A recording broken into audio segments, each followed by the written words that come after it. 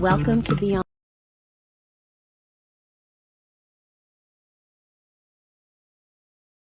the Box.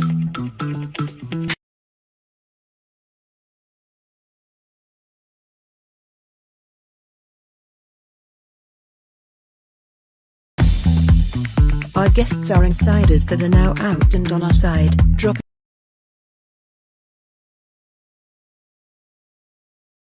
nuclear intel and breaking it down just for you. And now it's time to introduce our hosts, Brenda Lankridge and Suzanne Haunt.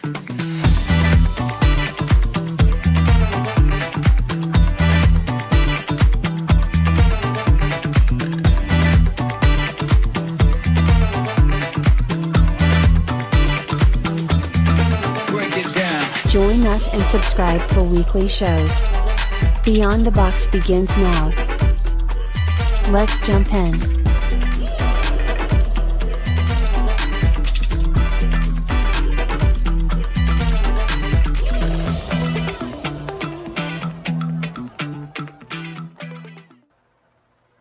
Hi everybody, welcome back.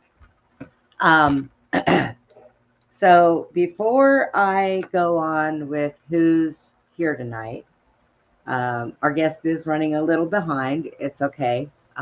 We can deal with that. I'm going to go ahead and open with our prayers because we all need them. So, Father, I ask that you help to continue to heal this land. Thank you for everything that you have done. And Father, I ask for a speedy recovery for Roger, and help Susie gain the strength to overcome everything she's doing and everybody else. And Father, I thank you for what you're doing for me, and please help me continue with the strength to carry on. I am very thankful every day that I wake up. And I ask all this in Jesus' name. All right, everybody. I have Dormalee Wood with us tonight. Dormalee is a survivor of human trafficking, and she's in the process of writing a book so that she can write about her life. She has not ever done a podcast before, so this is the first time that she's ever done a podcast. She's spoken at churches, but she's never done this where she gets a wide variety of people watching. So we are going to make her feel as comfortable as possible. She may have to call me. She's got her daughter right now helping her to log on. So hopefully we can get that taken care of. And yes, Julie, I've told her that already. She will do great, and we will help her.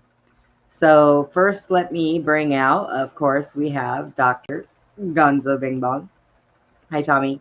Hello. How you doing? All right. Good. Can I take this before we jump on here? Oh, well, that's okay. I haven't eaten all day, so I'm kind of on that kick right now where I'm not eating again. So, but it's okay. Not like I could, not like it'll hurt me. You gotta, feed the fire. And there's Dormalee. Hang on, let me bring out Andy. Hey, Andy. Hey. All right. Hello, Dormalee. She made it. So you want to tell her what to do? Yeah. Yeah. Go ahead and put her on the phone, and we'll get her started here. What's up, Andy? Hello. Hello, this is Hi. Okay. So I put the link in the Facebook Messenger. I'm going to put a fresh one in there for her right now. So go to her Messenger, and then here's the link. I'm going to paste it, and all you got to do is hit that link, and it should. If she has Google Chrome on that computer, it should just pop her right on. Okay. So I just need to go into that link Yeah. on her phone. Hit that. No, hit the link, not on her phone. Hit it on her computer. You can do it on the phone. Yeah, you gotta cut and paste it. You gotta copy it and put it in the. You can't just get it You might have to copy and paste it into Explorer. in Explorer. Into Explorer browser. She has what? Google Chrome. She has Google Chrome. Okay. Go ahead. Go ahead and hit the link and tell me what it says. It says messengertalkstudio.streamlab.com. Yeah, because she tried to open up another one. So you might have to go back to the link and copy and paste it into Browser. the browser.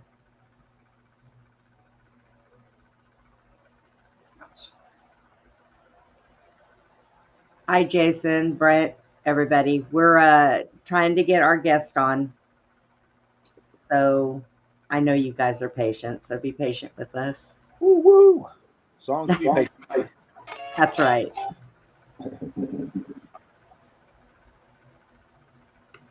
Andy.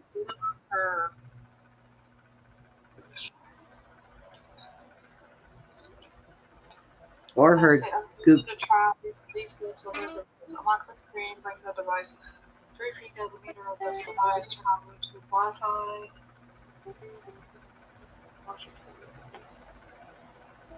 My mom's computer is totally different from mine, so I have an Apple. So,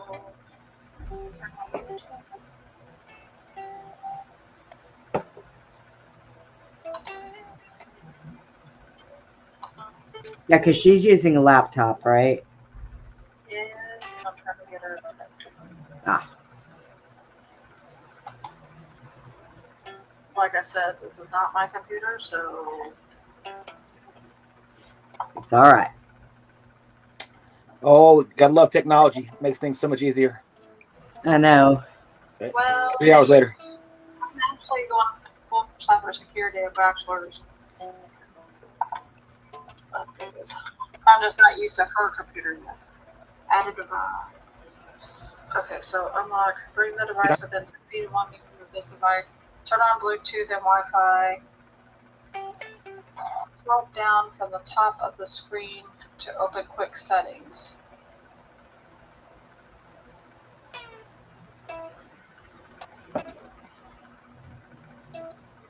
Boom, boom, boom. How, how. Yeah. Tommy, you're having a lot of fun there with your guitar, buddy. Well, just trying to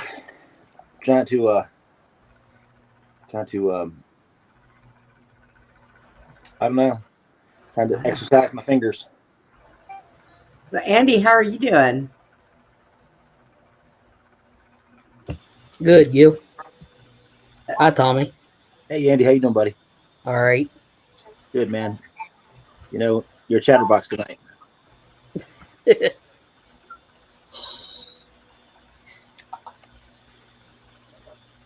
was gonna walk like an Egyptian there for a second. Yeah. So she can't type that link into the browser? You should be able to copy and paste it into the browser. From her phone? No. Laptop? You've got to pull it up on her laptop and go into Messenger on her laptop. That's what I was trying to do. I was like, wait a minute, there's a Yeah, no, you don't want to do it from her phone. You need to do it from her laptop. I'm like, you can't do it from your phone. There's no way. Yeah. The Messenger. She don't have Messenger on her laptop. That's the issue. Oh, well, she's got Yeah. Facebook on there. She should be able to have Messenger on there. Yeah, I'm gonna type it and see if I can get it real quick. Messenger, Facebook. Okay. Hi, Brent. Messenger, Facebook, right? Do what? Messenger, Facebook, correct? Yeah. Yes. Okay. Drummer.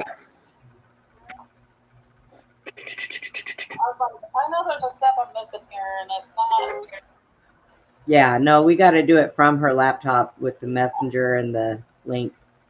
Sorry, I just got off work not long ago, so I just kind of ran over here.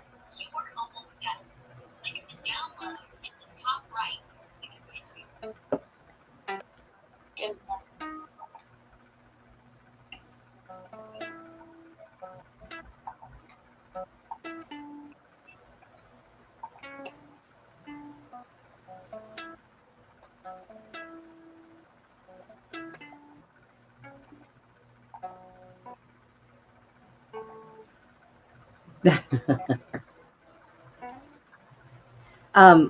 So while we're waiting on that, everybody, I'm going to tell you, Susie's going to be off for a while. She's got a lot going on because with Roger being hurt and everything. So it's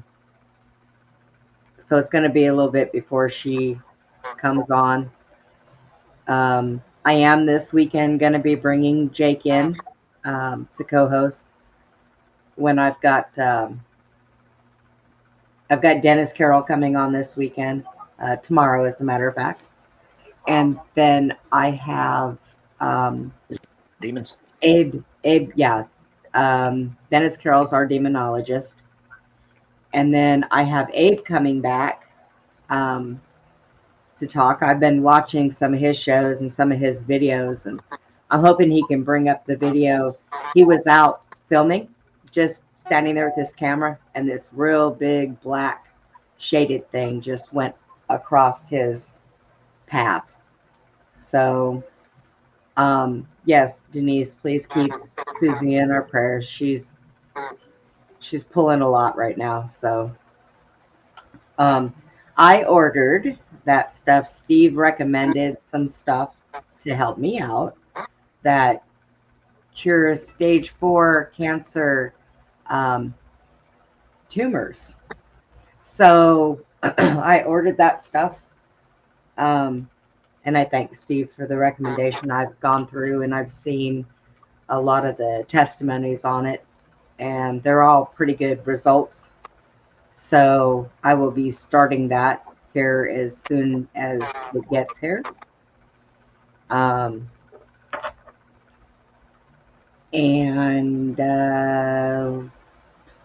Yeah, so we'll see how that works. Everybody keeps yelling at me still. Are you sure you know what you're doing? Well, I think that chemo breaks people down a lot faster than trying to do things naturally. And I'm not prepared to put my body through any more than it has to go through. So chemo and radiation, not for me. I've taken care of and seen too many people that have gone through that. And I really think they were doing really well till they started it. And I think that if they wouldn't have done it, they might have lived longer. So I am not all for that. I'm too stubborn to have that. And I've gone in and had my doctor put into my charts that I am to have no more vaccinations of any kind. Flu, pneumonia, nothing. So it's in my chart. So when I go in to have my surgery for my gallbladder, I also, the papers that they give me to sign, I'm going to write it, no vaccines, period. And I'm going to initial and sign it so that they know I'm really serious. So I've been hearing some horror stories about them giving people vaccines that they haven't had while they're knocked out in surgery. And that's not okay with me. So if right, and if I'm giving anything while I'm under, well, then I'm going to be a very wealthy woman, because that hospital's a teaching hospital and lots of money. And if they give me that, that's all I got to say. Woohoo!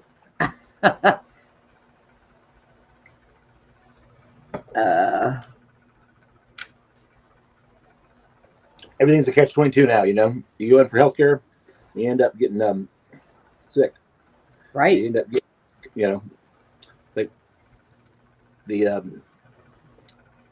biological like thing that is full of little nano xenobots. Everybody got jabbed with. Not everybody, but a lot of people. Yeah. We're not going to get too far into that, because that's what got me put in YouTube jail for a week last time. But It's all bad language. Yeah, it is bad language. It's bad language, naughty language. It's the language you use. You can't say the B word. Yeah. You know, there's certain words you can't say. The flu vaccines, you know, that everybody has to get every year as we get older. You know, I'm just stubborn like that. You know, I don't want them. It's okay. You know, anybody wants it. When I was in college, I got real sick from it. Yeah, and some people do. Some people have reactions to the flu vaccines. So, you know, I mean, it's part of life. I mean, I'm going to try this natural stuff, and I am going to see how it works. And hopefully, you know, I spoke with my doctor about it, and he said that he thinks that it'll be just fine.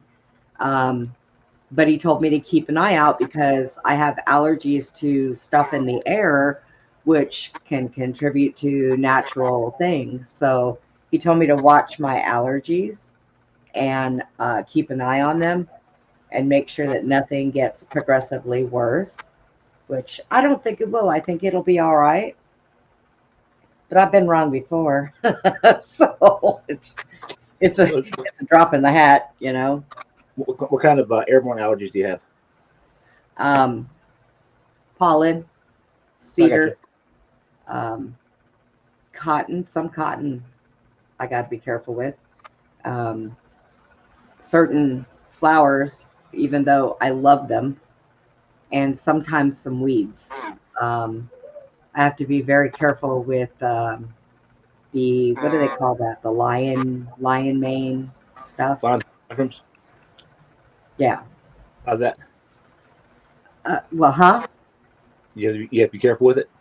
Yeah, because my allergies sometimes, like, I can't take a lot of medications, and if I do, I have to take Benadryl or something with them.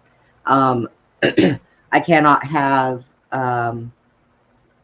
what is that stuff that they, and I know what it is, that they give you for allergies to counteract things, and it opens up your, huh? Benadryl? No, I can have Benadryl because it's low dose, but there's another one that they give you, and I cannot remember what the name of it is. Is it the Shoot, steroid? epinephrine. Oh, epinephrine, yeah. I can't have that because I do have stents. In my nub, I have stents, and if it closes it, epinephrine doesn't let it open it back up, so it could harm me real bad. So I can't have that either. I am so allergic to everything. I mean, it's horrible. So certain things only give me hives, and when that happens, the Benadryl helps. Now, when I start getting into the whole swelling my throat, swelling my tongue, swelling my eyes, and I can't breathe, that's a big problem. So I just avoid that stuff. Yeah, I avoid morphine like the plague because it actually stops my heart. So anything that's morphine based, I cannot have either. I'm allergic to penicillin, ampicillin, amoxicillin, all the cillins. So I'm kind of a little screwed, when it comes to medical stuff. So I think that trying natural is better for me than anything else. Hey, Julie, natural honey is really good too to help the resistance for pollen. Yes. And surprisingly enough, I am highly allergic to bee stings, but I can have honey. Weird, huh? Well, It's weird. It's two different things. Yeah. Yeah. Yeah. I understand. I got some food allergies myself and some environmental allergies. Do you? But mostly, I'm allergic to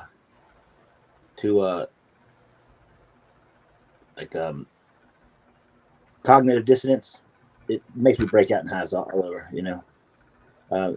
and double speak. I'm allergic to that shit. Oh, and your screen went black, Tommy. Sorry, yeah, I had a phone call come in. Oh. Yeah. Okay. Was it important? I don't know, but probably not. They'll send me a text message. Yeah. I hate when that happens. I had somebody supposed to come help me earlier. How you doing with your transferring everything over to your house? Everything's here. No, it's too much stuff for me to get to the the things I need to fix. To finish renovations and stuff. I got to finish putting the bathtub in and tile the bathroom floor and do some little bit of drywall in there, repair and hang some lights. Finish the bathroom and fun stuff. Got to put a. I'm laminating the floor from the back door to the living room, and the living room floor with old records. And like I'm putting doing decoupage in between them where there's gaps, because they round things they don't corner up together, so, right. So get some floor space that they'll show. I'm using old ads and magazines and stuff to put underneath and behind it, and some record jackets and stuff that are decent and epoxy and concrete countertops. So I really hate in some cases I hate the condition that I'm in because I can do all that stuff. I can do all that stuff and paint. I can do some of it. What I can't do, I fake. You fake what you can't do. There you go. And I learn how to do it. I watched one YouTube tutorial, and suddenly I'm an expert. I can't do electricity and plumbing, but by God, I stayed at a Motel 6 once. They left the light on for me, so I learned. I can do electricity, but I got this water leak here, and hey, let me fix this. Yeah, see, there you go. That would be me. Oh, let me hang on to this wire. Let me hang on to this wire. Oh, I'm going to put my foot in the pool. There goes your phone call again, Tommy. Hey, hold on one second, guys. I'll be right back. Okay. Sorry. It's all right. Let's see. Here we are. I see you. I wonder how they're. Dormalee, how are you guys doing? Hello? Uh-oh. I think I lost the call.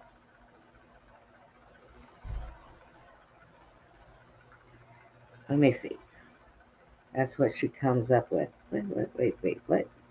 I'm here. Okay. Sorry. No, I'm that's going all back right. and forth. I put you on mute, so you didn't have to hear us. Sorry. Oh, okay. I just So wanted if you to. don't hear us, just give me a minute, because Mom's phone's being weird. Okay. Okay, so I have this now.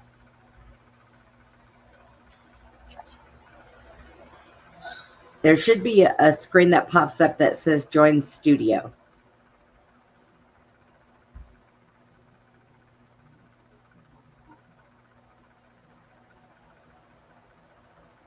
Well, this is what I have that I just sent you.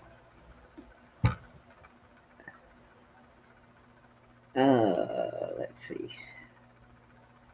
This is as far as I got. Oh, what is that? Yeah. And that's the, okay. The messenger that is down there, I'm not, I don't understand what that messenger in Opera Facebook. It's just supposed to be the Facebook Messenger text. Yeah, that's what this is. But Okay, hang on, let me connect with your favorite people. Okay. Hit the continue, see where it goes, because it looks, I see on the bottom, I see a messenger screen already. it's one of a bunch of. Well, that's just to show it's an advertisement. That Oh. messenger that you've seen. Oh, okay. Okay.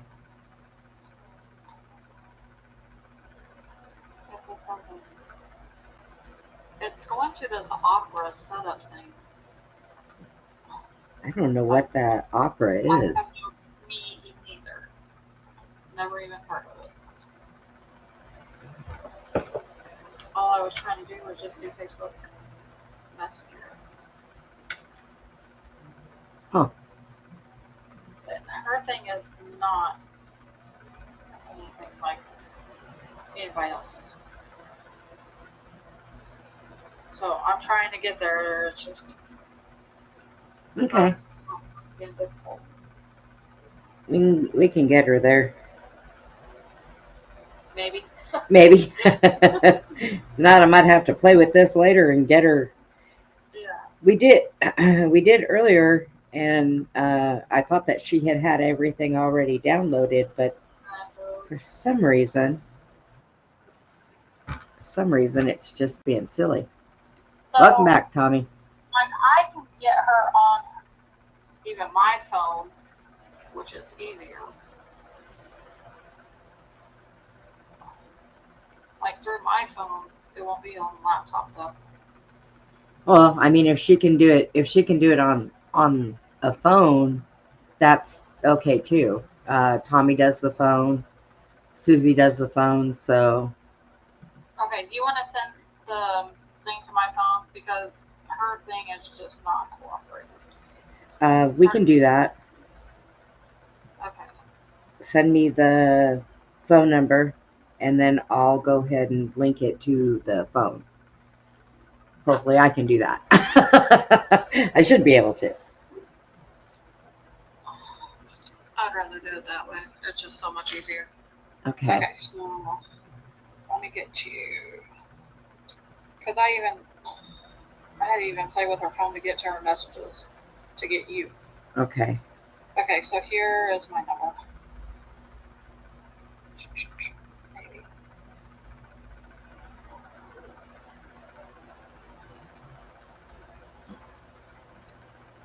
Maybe.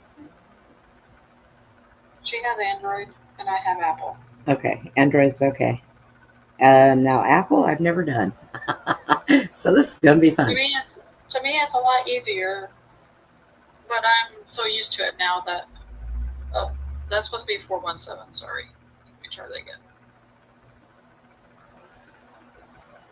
Oh, it's supposed to be okay. Here, it's coming back to you. All right.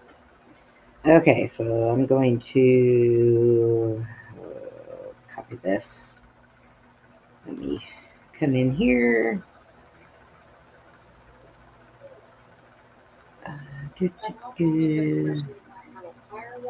or what might be the reason for that?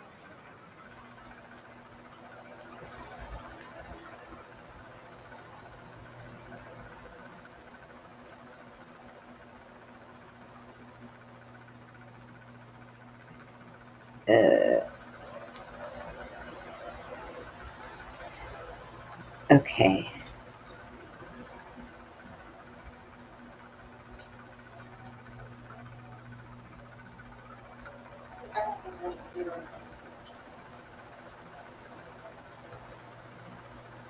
Oh, that's weird. Okay. Let's see.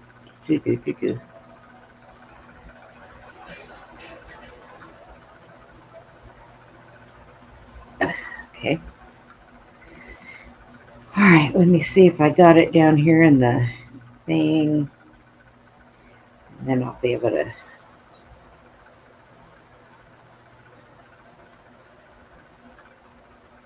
What is this thing doing? Okay. All right. Hold on one second. Let me. Andy, I am going to copy this and I'm going to send this to your phone. Okay. Hopefully, or to your messenger. And then I'm going to pop it up here. I'm going to send it here. Now look.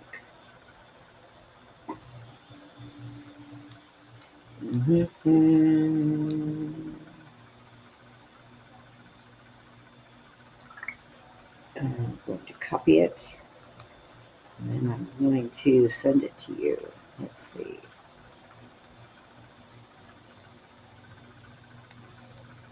Paste.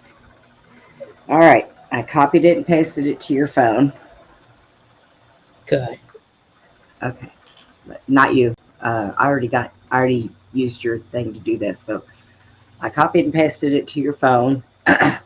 Now on the phone, you may have to copy and paste it to Google Chrome or to your browser.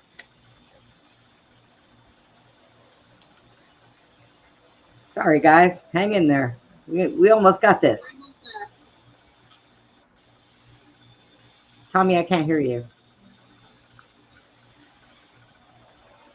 Can't hear you. Go out, come back in, Tommy.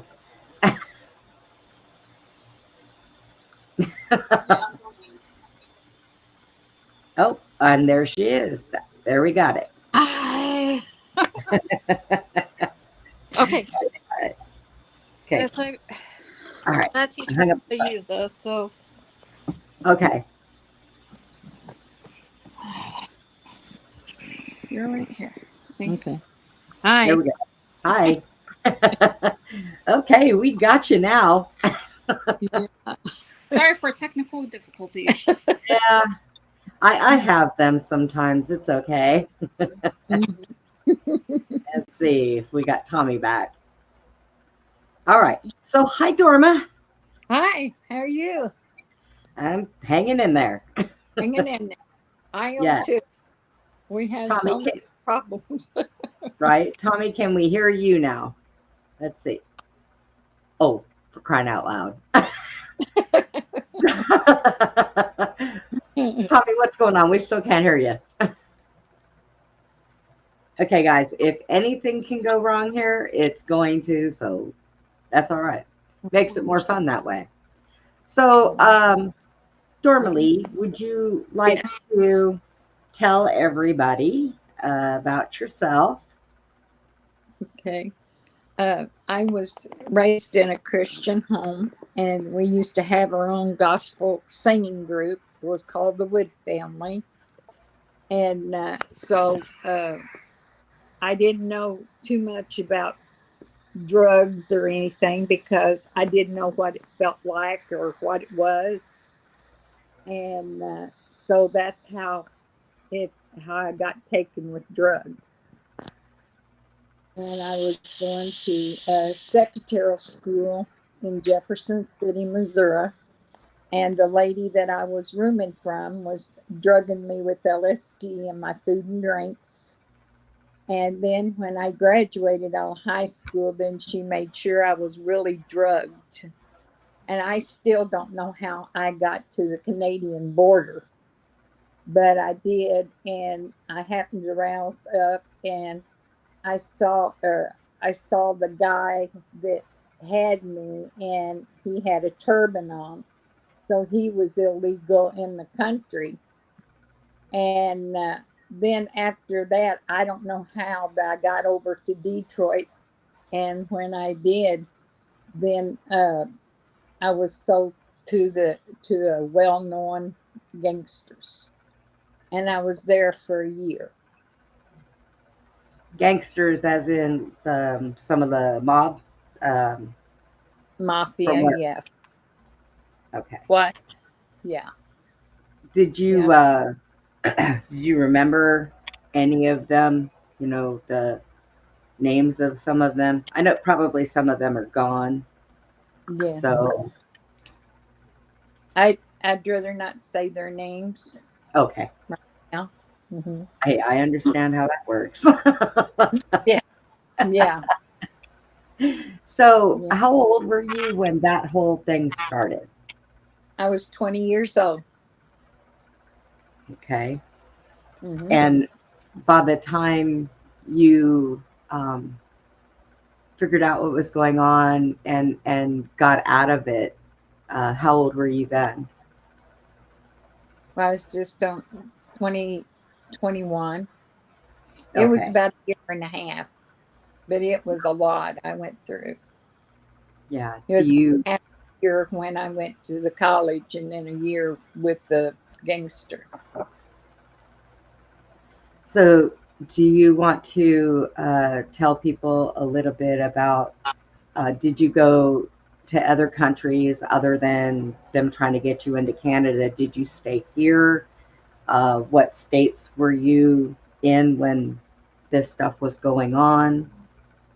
Well, I was when after they'd taken me to the border, then I was in Detroit and I was in Canada. They took me to Canada a lot So to you did, yeah. You traffic. when you don't know how you got into Canada. Do you remember how you got in there? Yeah, they took me. The one that had me that was part of the How did they gangsters. take you? They Okay. took me by car. They took me by car. Oh, did they? Oh, so you didn't The have to. one to take me over to Canada, yes. They Okay. took car.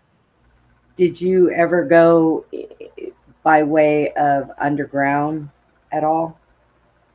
I don't know if I did or not. I couldn't say. Okay. And you're writing a book about all of this now, right? Yes, yes. And did you finally find somebody to help you publish that? We're getting there. Okay. Yeah, Okay. yeah. I know that I had asked a couple people. As a matter of fact, I thought that it was Julie that was doing it at first, and I was like, wait a minute. Um, Well, I help out with the Standing by the Door Ministries, and that's people that's got a lot of addictions and bondages and all kinds of stuff, and they're going to help me with it. oh, The past, good. yeah, yeah. So, Standing by the Door is really a good group, and they're over 200 or more there almost every Thursday evening. We have a great time at the Standing by the Door, and I get to witness to them and encourage them, and I tell them that I went through trafficking and I was on LSD for a year and a half, and I said God delivered me, and I said God can do the same for you. And then they'll say, well, how long you been clean? And I said 55 years. And they'll just grab me and hold me and hug me and said, oh, you give me so much hope. So they encourage me and uplift me, and I do the same for them. that's good. That's outstanding. Yeah. Um, So, what kind of services does that organization help with? They Um, they have AA and the steps and all that. oh, that's good. That's Yeah. so. Do you run into quite a few that have ever been through what you've been through? Not that way. It's mostly that they've been abused by their own family, or they want to be that way. Right. And then the pastor, he was the bad guy. He was the drug dealer and used to be the pimp, and he has went to prison. And so he has been saved and delivered, and he's a special person. We just have a special, uh knowing each other, what we all went through. But he did it where I wasn't. I was just kidnapped. But Right. it's wonderful to to be in this ministry. I love it. That's great. Hmm. Yeah. I Yeah. haven't really found one that I've trusted. Hmm. Susie and I have this thing where we're kind of independent. Mm. Um, we know who our Father is. Yeah. We know about the Holy Spirit, the Son. We have a little different outlook on things, but we definitely also know that um, we have our Father to thank for Yeah. everything. You know, Yes. everything. That's the Um, only thing that got me out was the Lord Jesus Christ, and yes, He was there all the time, and He delivered me from a lot of things. right. Um, Hmm. Julie, um, we have a lot of one of our people watching is trying to understand more. We have a lot of people. Oh, the timeline. Oh, um, the timeline when this happened. What year was it? Do you remember? It was in 70, 69, 1970. 70, 70. Yeah, 69, 70. yeah. Hmm. And they say that, well, a lot of the mind control stuff that they did with LSD and all that, they ended that back in the 70s. And that's not true. No, it isn't. That No, is it not is. true. It still goes on today. Um, Yes. I know that that is what happened with me also when I was 9 years old to 12. And Yes. I was sold by a family member, Mm. um, well, an adopted family member, people Mm. that were supposed to be trusted with me. Yeah. Um, and, you know, it's not something that stops. We have No, 800,000 kids that go missing every year in the US. that's right. And where are these kids going? Yeah, that's true. So I think that way back in the day when they stopped the milk carton thing, um, Yes. they stopped that because those milk cartons went all over the world. So it Yes. was easy to spot missing kids in other countries. So Yes. our government's the one that shut that down. Yeah, that's true. And so why would they do that? Well, that's because parts of our government is involved in that. Right. You That's know, right. I True. mean, I was taken from well, me, it was more not taken. I was Mm. handed over because it's basically for myself and my sister's safety. We were um, given to other people to be entrusted with. But I Yes. think little did anybody know that the people, certain people that I was with and grew Mm. up with, Mm. um, they were involved with Michael Aquino, who was a Satanist.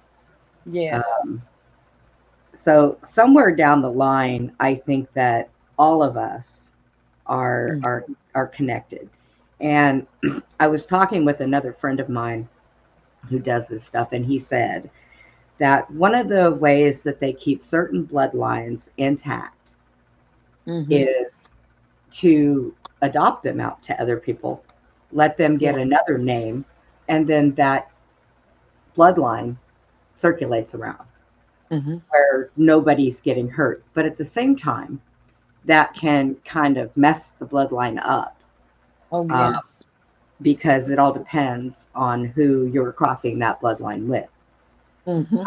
So people who are with certain bloodlines, they are given out to stay safe, like in my case.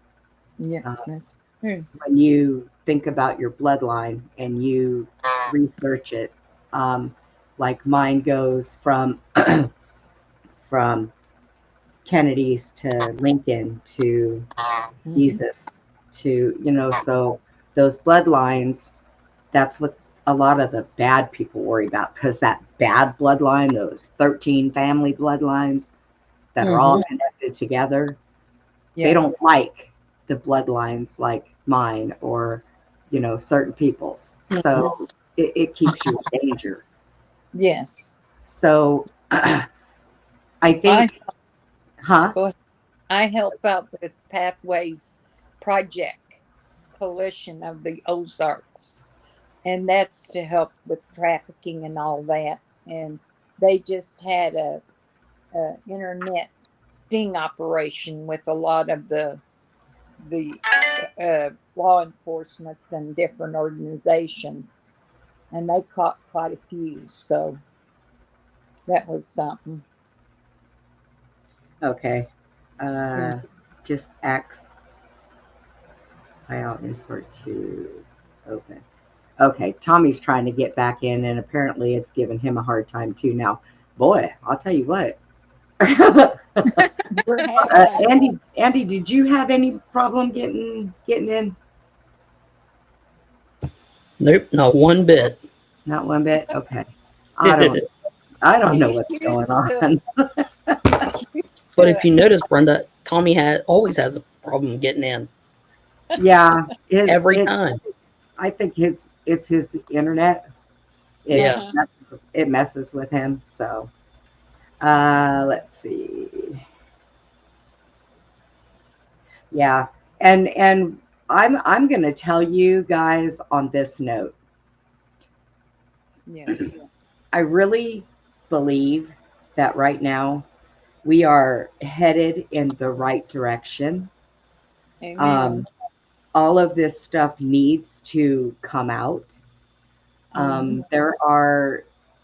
was given the go ahead to name names, and I'm really waiting on Steve, because I am going to do my story over again.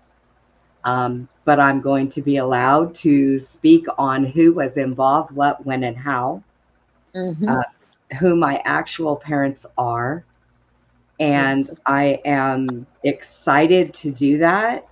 Now, I do have another friend, Michael Anthony, who I think I'm going to probably have to start with him, because I'm waiting for Steve to do whatever he's doing. But yeah, I'm really excited about that, because I've been holding my stuff in for so long that I don't want to do it anymore. And there are still certain people that are involved that are still alive, but you know what? If they want me, come and get me. That's all I can say, because there are things out there that people need to know. I mean, and it's unfair to all of our little people that we have out there now. And if I can turn around and say what it is and who's involved and what happened, it might save another child from having to go through what I went through, because I was 5 when, when Bush Sr. got his hands on me. I was 5 years old. The man almost killed me. And you know, I have kept so much in that people who have children, they really need to be careful who they trust, That's right. because it could be anybody in your family, anybody in a best friend's family. I mean, this stuff is huge. Human trafficking is the number one way that our government makes money. Okay, our government makes money off of people, humans, us. And they don't care what they do to us. They don't care what it does to our growing up, our well-being. It doesn't make any sense.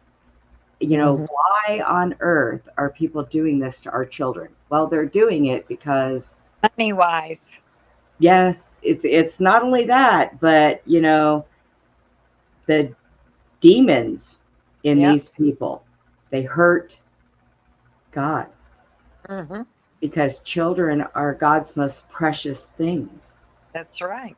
And they think by doing this, they're harming him. But then you have people that rise up from this. Yeah. Dormalee, like you, like me, like others that we've had. We rise up from it and we take what happened to us and we turn it into our most deepest strengths. Yes. Period. You know? Yes. I know if I didn't have God, I would have committed suicide. I went through so much torture. Nobody knows. Yes. And that's true. And you do. You go through the worst torture in the world. And you don't know how to deal with it sometimes. But God is the answer for all of it. And in that mist also, you know, he helps you reach deep down inside of you. Now, I've gotten real humble over the last few years. I've had some things happen that I think what I need to do is I need to let some of that, my past life come in. Like I need to be better guarded. I have been a loose cannon on I love everybody, that it's gotten me kind of crushed. So I think what I need to do, Tommy, we can hear you now, but we can't see you. So I think what I need to do and what I've been praying about is I need to start really being a little harder than what I've been. Right. You know, I can be a wonderful, nice person and still be an, excuse my language, bitch if I need to. And I think that's what I need to do, because I have been battered and beaten. And right now I don't have time for it. You know, I have lots of things. You even commented on my Facebook. I have things that I have to deal with also that can be life-threatening. So I don't have time for child's play. I think some of the generations is in government that had me. Yes. Oh, yes. I know that, speaking of mobsters, the man who raised me, he is related to that Babyface Nelson.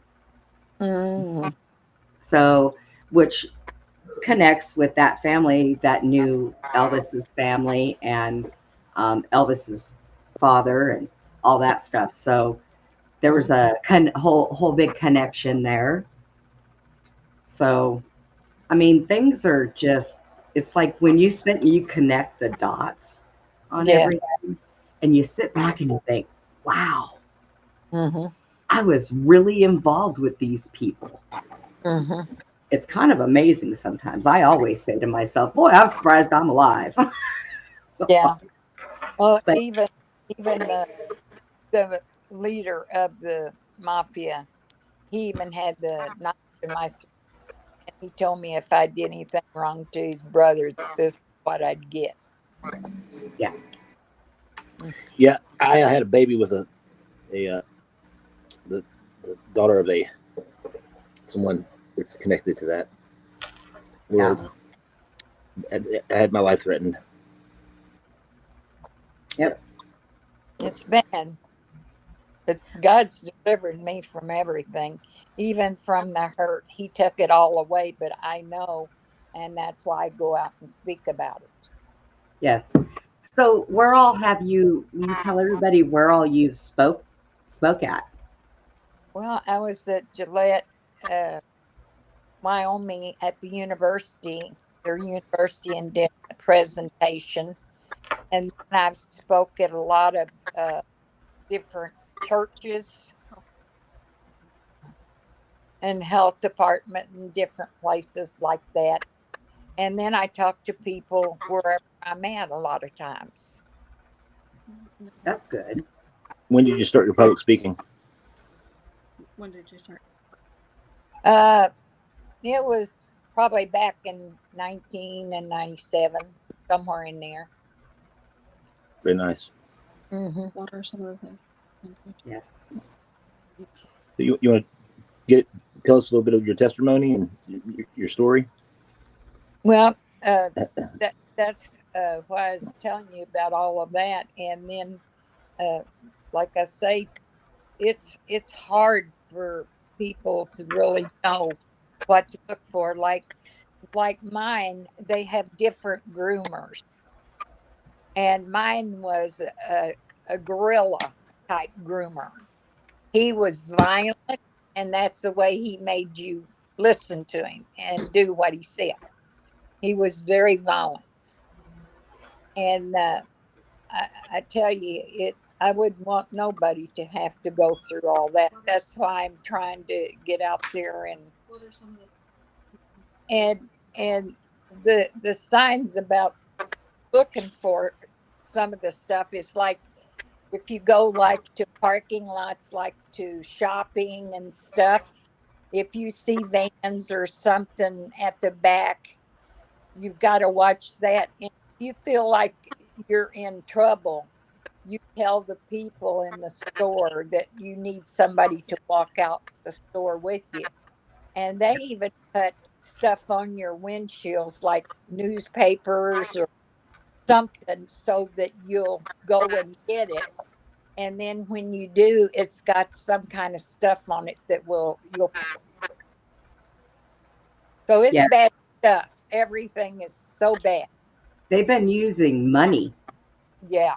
Yeah. You know, they tell you that it doesn't matter if it's $100 bill on the floor. So I have mastered this. Yeah. I carry around tweezers.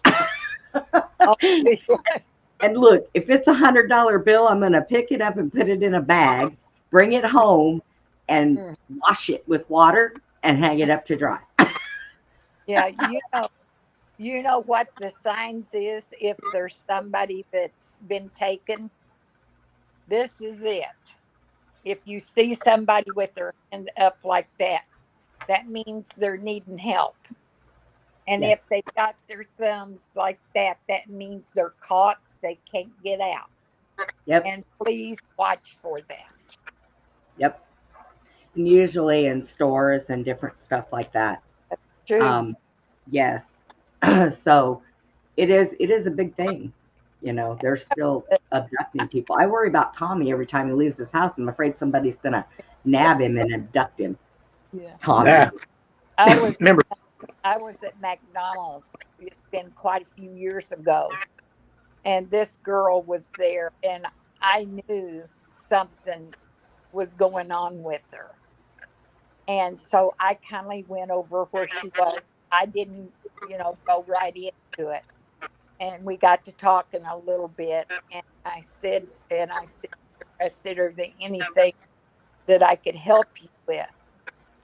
And then I kindly told her my story, what I went through. And she said, they're after. I said, who's after you? And she said, me and my sister. said it's the trafficker. Said they're trying to take us. I said, where are you from? And she said, Springfield. I said, you get back there. I said, or you will be taken. Yeah. But it's I had a friend that was, it's everywhere. It's not only, in Branson, it's everywhere. Right. And you can see it all the time. You can see things going on. Even in one of the stores I used to work at, I know this little girl was taken. I know it. And they came in, and it was a clothing store. And she had put shorts on and put a top on before she even paid for it. And the guy was with her, and he was a lot older than her. And he said, oh, she just don't know how to dress. And so he pulled the shorts down a little bit so I could scan it. And then he did the same with the top. And I tried to tell the people at the store that owned it, the managers, about it, and they wouldn't even do a thing about it. That's I right. wished I'd been in the break room and called the authorities, because I felt really bad since I didn't do that. I could have lost my job, but it'd have been worth it to save that little girl. Well, I'll tell you, one day I was in Walmart, and they had put out the Amber Alert that somebody was missing their kid. So I'm just shopping in a wheelchair. I'm in my wheelchair. And all of a sudden, I go over by where they have like the sandwich meat, and I see this little girl fitting that description. She has a toy in her hand, and she's looking around. And I said, honey, are you looking for your mom? And she said, yes. Now, while I'm talking to this girl, the description of her went out 3 times. We walked by 15 Walmart employees, 15 of them. I counted. I was paying attention. They were putting stuff up, and they were just looking at us, and they just putting stuff up.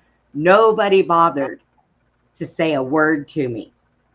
I got to the front of the store, and finally a gentleman said, hey, her mom's looking for her. I said, yes, I know. And so he went and got her mom, and brought her mom over. Not one employee. And I'm thinking to myself, as I'm going back to the cart, and my caregiver was there, and I'm thinking to myself, wow, I could have just went to a line, bought this little girl's toy, and taken her right out of the store, and nobody would have stopped me. That's true. What is the sense in them doing that when their employees are just blind to this? Well, when I was taken, when I was sold to the gangsters, the first thing they did was they had 30 guys, and they was dressed like cops, or they were cops, which I can't prove what they were. But I had to do tricks with every one of them until it was over. That was my initiation. I'm sorry that you had to go through that. I can relate to the pain of that. Definitely. I think Tommy can too. And then I had to go through a gang bang, and that's not good either. Nope. It's terrible. Yep. It's all kinds of stuff. They don't care what they put you through. And I was afraid to talk to anybody because I didn't know who their friends were. I wouldn't talk to nobody. And I think the reason why they had it about the police department or policemen, so you wouldn't talk to a policeman. That's right. They've got their ways, I'm telling you. And you see people that won't look you in the face, girls and all. There's something wrong there. Yes, definitely. And that's what you got to look for too. And you can see it too. You can see it in their face. Because I couldn't trust nobody. I wouldn't trust nobody. I couldn't. You know, I think that was one of the reasons why I chose that path of career. When when I was younger because I know that feeling, and you can't trust. You don't know who to trust. Mm-mm. So when I got into law enforcement, Mm. I had a few people that I did work with that I did trust, Mhm. but our higher ups were very undesirable. It's like they would say one thing and you would see them do another. Mhm. So I didn't trust them either. And before things happened the way they did with me, I I at that point decided that I didn't want to be there. Mhm. I would have rather went and did the armed security. Oh, I loved it. I Mm. loved it. And I worked with a lot of great people. And some of the people that I did trust that were on Mhm. the force did that on the weekends. Because Yes. I don't know what you people think, but cops don't make crap. They don't make crap. Our Yeah. military doesn't make crap. The Mhm. cops here make good money. Oh, do But well, yeah, because they're probably all CIA. I mean, just look cops, they make between 70 and 150,000. the other groomer is called a Romeo, and that's the ones that gives them gifts and really gets them involved, and then they're mean to them afterwards. But they have to do the same thing as what the gorillas do, except the gorillas is violent, and They love bombing. some of these they do have, like one one lady like has a barcode on her, and that tells how much they have to pay for it.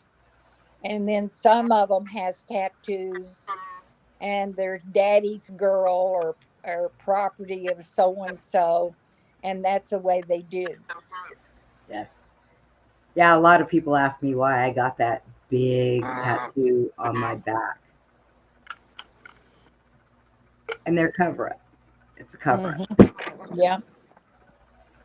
because when you're labeled property, that's one of the things that you want off of you. And back in those days, they didn't have these machines that remove tattoos now, but you always have a scar. Yeah. Yeah. So the best thing to do is cover it up. Hmm. Yeah. Now, Wu said that wait a minute, his wife's sister Hmm. has been missing for 4 years. Mm. The sheriff's department have not really done anything. Um, Wu, how old was she when she went missing?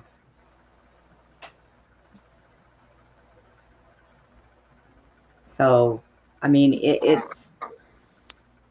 it's bad. And nowadays, it's not only kids. Kids are the most vulnerable to go missing because they're less likely to fight, but adults too. And it's not just women; it's men also. So, it's a it's a very big problem in this country, and it is a problem that has to stop. That's true. She was 36, Wu. Oh, wow. Yeah. So Mm. it is a heart-wrenching problem. Popcorn. Whether But whether it's huh? it's really a miracle when they find them, though. That's a bliss. Yes. Yes.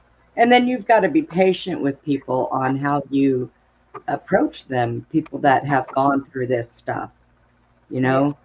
I that's why I said I've always kept a real big guard on myself because of what happened to me, but I've been humbled and I let it down. And so far it don't matter anymore. I've got to put that back up. I have to start becoming a little bit harder person. That doesn't mean that I'm not going to be a good person. Mm. That doesn't mean that I'm going to not be a caring person. Yeah. But I I have been thinking, especially over the last few days, um, and I really have got to become just a hard person again. You know, I've got to let that. It means you have a hard shell on your back. Yes. Yeah. That's what I'm going to have to put that hard shell back on, because I am nobody's doormat. and I've been there before, and I'm not doing it again. It's not happening. Yeah. So, But but there it, was a lot of miracles happening during my time, as well as a guardian angel. yes, It was wonderful to go through all that and see how great God is. that's correct. Hmm. It is. And the strength that God gives us, Amen. people like us, it's incredible. Yes. And it is. It's enlightening. Um, I think that I say sometimes God made me a very humble person, but Hmm.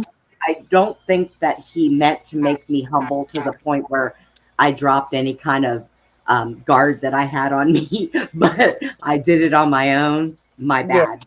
You know, but we do things because we learn from them. Everything that we do, we learn. And I've learned a lot.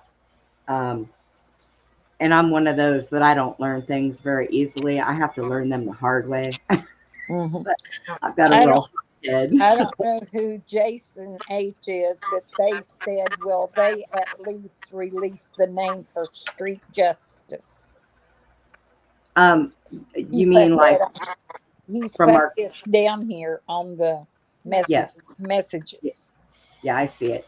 Jason, I think that what's going to end up happening is we are going to be able to have things released to us. And I think that it is all going to come out in the wash. It may not come out right away, but I do think that we are headed in the right direction on that, for real. I think that I have been doing an awful lot of thinking lately, and I've heard an awful lot of stuff. And I really think that things are going to get better. They're going to get a little worse because we have a lot of bad things that are still in play, and Yes. they're going to be there for a little while. But I think that it's going to go down the ladder to where this stuff is going to come out.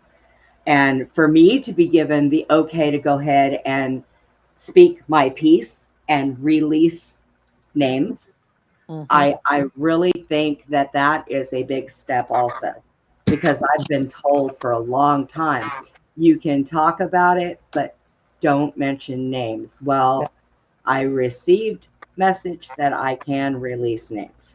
So, and you know what? I might just do that this evening on here with you guys, because um, I was going to just save it for another show, but I think that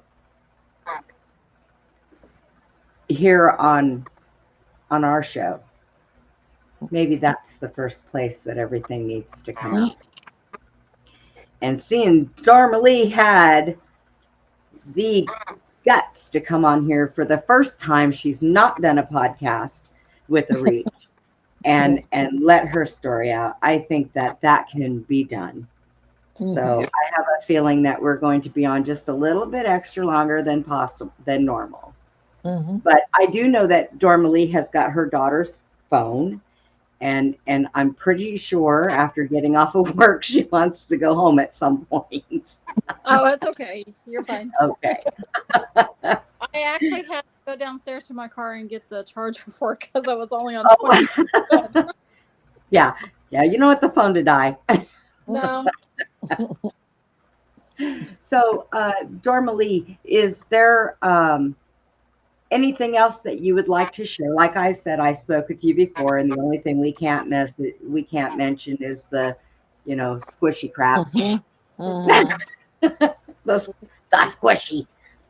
But I think that we can safely talk about anything else Oh, that we discussed, because it is okay.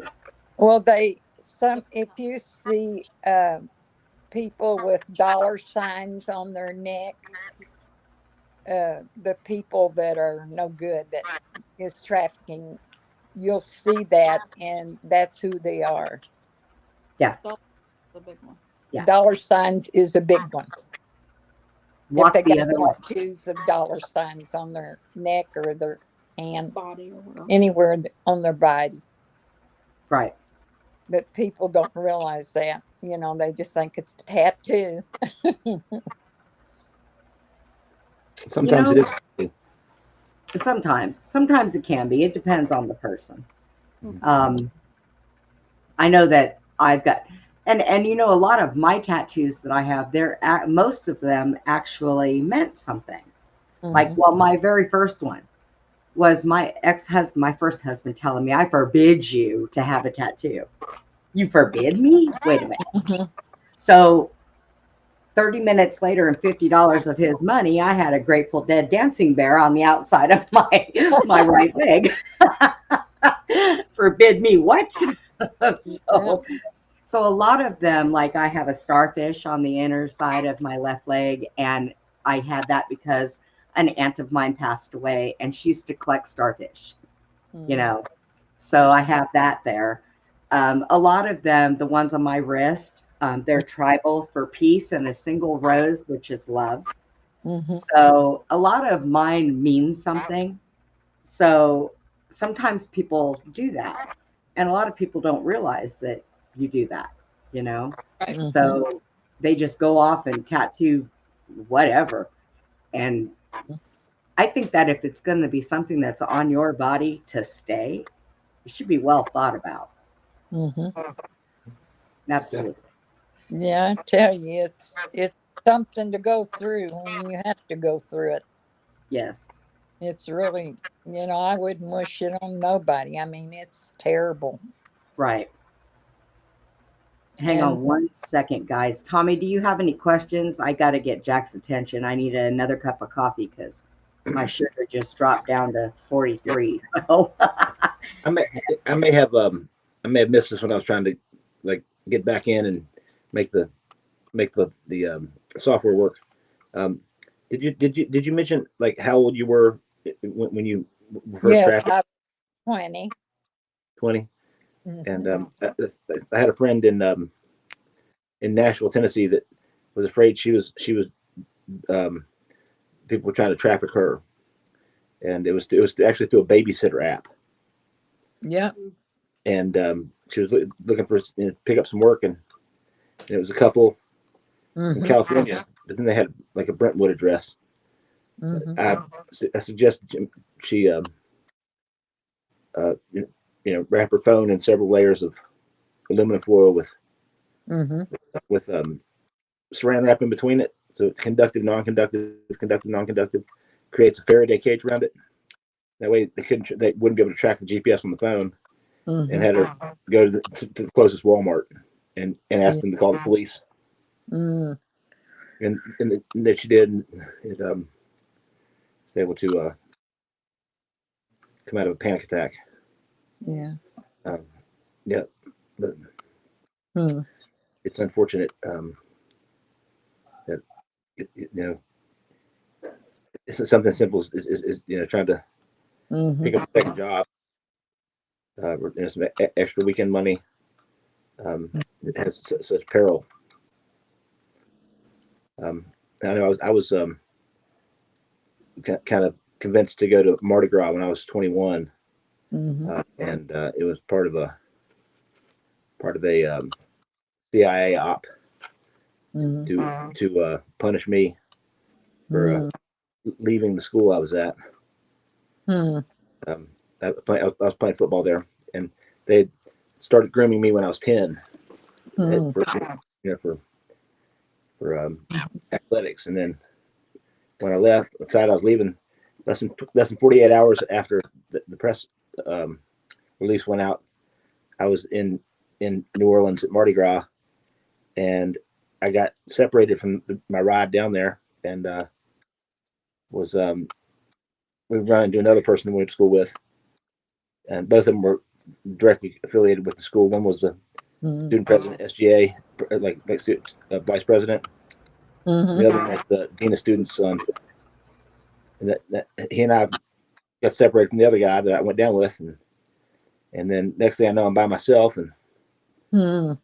yeah, it was. And I was, I was the year before I led the nation in scoring as a running back at Virginia Tech, and was like the biggest, strongest, fastest, you know, thing of my whole life. So it's not always, like physical prowess. And, you get drugged, and Yeah, that's true. none of that matters. Hmm. I was going to say too, when the girls are in school and they have like they don't want to talk very much or to their parents, or they have new clothes or anything like that, there's something wrong. That the parents shouldn't know. And they've got on their phone some kind of a deal that the parents can go in and see if they're got somebody that they're talking to. Parental control. It's Yeah. parental control. They can see in there. But Well, that's happening too. And then a lot of little kids gets in trouble with these games. The games is really bad. Oh, And yes. people don't realize that. Yeah, Susie had a problem with that with her son. These people, they just latched onto him for a while. He was talking to them for a few years, and then all of a sudden they moved down close to her. And then they started coming around all the time and getting him involved in stuff. So she had to nip that right out. So, and that is a common thing. The games that are out there that people Well, this trust and play. Especially online. This Yeah. one boy, he was playing a game and he thought he was playing with a boy or girl the same age as him. And come to find out, it was a grown person. And they started telling him to send them nude pictures of himself. And he kept doing it and he got tired of it. And he said, I can't do it no more. Well, then start sending me money. And he sent money and money. And then he was 18 years old. And he said, I can't send no more money. I don't have it. Well, just kill yourself. Yes. He went and committed suicide. Yeah, that's what they do. That is exactly what they do. And it's horrible, that these people do this. But, Satan has walked this earth for a very long time. Yes. And it is time for him to get tripped up and get off of it. And I tell you, these human trafficking, they make a lot of money off of them, or even prostitution, whatever it is. They make a lot of money. That's your most business you could ever get that would make money. Yep, that is absolutely correct. And it's a lot more than even the drugs, because they can sell them. They can do 30 tricks or more a day, and they can sell all of that. And they charge a lot. Yeah. We are going to go ahead, and I know we're off a little bit tonight, and it's okay. We can be off. I don't have anything that restricts me, but we're going to go ahead and take a 5-minute break. If you want to stick around, Dormalee, that's wonderful. If you can. If not, then I do thank you definitely for coming on. And after that book gets written, I definitely would like to see it. I seen the copy. You sent me a picture of it. It's amazing, actually. So, thank you. Yes, I really like it. Thank you. So, yeah. So, and I've like, enjoyed the evening too. You what? I've enjoyed the evening too. I enjoy talking to people about all this, because we've got to get it out there. There's too much stuff going on. Definitely. You're very knowledgeable, very informative. We appreciate it. Yes, we do. Thank you so much. Yeah. So, as soon as I can figure out where my video thing went. then we'll take a 5-minute break because I haven't eaten all day, so my sugar's kind of being stupid. But this coffee ought to help me. But we're going to go ahead and take huh? Eat What? something, protein. Oh, I will. When the show's over, I'll eat. Okay. I've already got something lined up for me. So. Well, I thank everybody that came on, and I thank all of you. You've been very nice, and I enjoy every bit of it. And if I can help in any way, I'm here for you. And Yes. I've got to be going, but I appreciate everything you do. And you are on Facebook under Dormalee Wood, correct? Yeah. Yes. Okay. All right. So if anybody needs to contact Dormalee, that's how you can do it. If you have a problem finding it, just get a hold of me and let me know. So everybody, I want you to stick around because we're going to do a little bit more Brenda talk, and Tommy's going to hold my hand while we do this. And Andy's probably going to run me over with his chair. So it'll be all right. So everybody hang out, and we will be right back.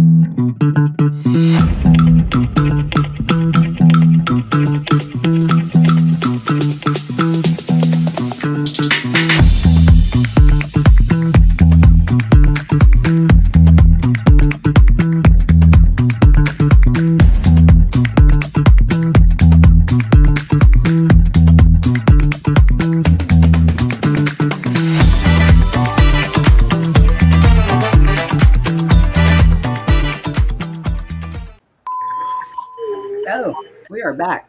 Andy, mute. I sucked down some food real quick. That kind of hurt. You got it. Sometimes. It's like, Blood sugar goes, it's wonky, you know? Make you feel all off balance. yeah, I kind of got a little tied up in doing something before the show, and I didn't get a chance to eat anything. So, but so everybody, we are back. Now, what I am about to talk to you about is kind of cool, actually. I'm glad that I can say these things now. So, when I was born, I was an identical twin. My mother's name was Patricia Skagel. Really? Yes. Robert F. Kennedy. Skagel's a friend of mine. I lived in Malibu. Robert F. Kennedy dated my mother before he married his wife. And my mother married somebody else, and apparently they still had relations. So my father is Robert F. Kennedy, Sr. After he was assassinated, I was about a year and a half old when that happened. And my mother was approached by a gentleman who had a lot of money and was very interested in identical twins. Tommy, you know that guy's name? Would it be the Angel of Death? Mengele. Joseph Mengele. Joseph. Yes. So to save us from being taken, apparently my mother knew the power behind this man. She got with my uncle, who was in the military, who was pretty high up, who contacted the father that raised me and mother to ask them if they would take me and my sister. So they did. They brought us back here from Germany. And I don't remember my real young life until I was 5. When I was 5 years old, my uncle took us to the White House, where we encountered George Bush Sr., who took us on a little walk-see around the White House. We ended up going through a door that went to a door that went to a door that went to a set of stairs.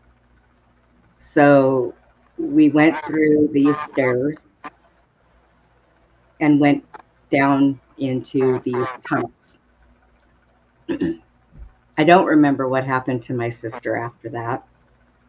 I was sexually abused by George Bush Sr. I almost ended up in a colostomy bag for the rest of my life. I ran away. I got away. And I ended up back upstairs where my uncle was, and we left immediately. Took me to one of the military hospitals. I don't know. I don't remember how long we were there. I remember me waking up and asking where my sister was, and I was told that she died of spinal meningitis. So me being who I am and being able to see spirits, I always saw my sister till I was about 10 years old. So I knew my sister was dead. How? I don't know. So I was passed back and forth between my dad and my uncles. And my dad tried his hardest to protect me. That's how I ended up in places like Area 51 with him. And now I will tell you, as bizarre as it sounds, that smell of the reptilians that we've talked about, that I smelt that on George Bush. And the damage that that man did to me, I don't think it was human. So in that aspect, as I grew up a little bit older, I found out later in life that a lot of my missing time was 9 to 12, where I was drugged and I was sold at high society parties in Beverly Hills,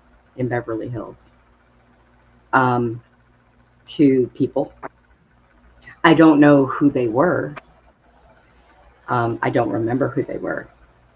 The whole LSD thing, I'm not sure what they used with me. I don't ever remember seeing trails and colors and stuff like that. Whatever it was, it made me completely non-coherent to anything and memory. A lot of this, my father told me, a lot of it was recent that he told me these things. So I have two Tommies. Tommy is an identical twin. Look at that. On mine, I don't have any. But when my dad finally came out and told me all of this stuff, it was stuff that he wasn't going to tell me. He said that he put it in a letter for me in case anything happened to him. But you know what? I'm a grown adult. Speak to me.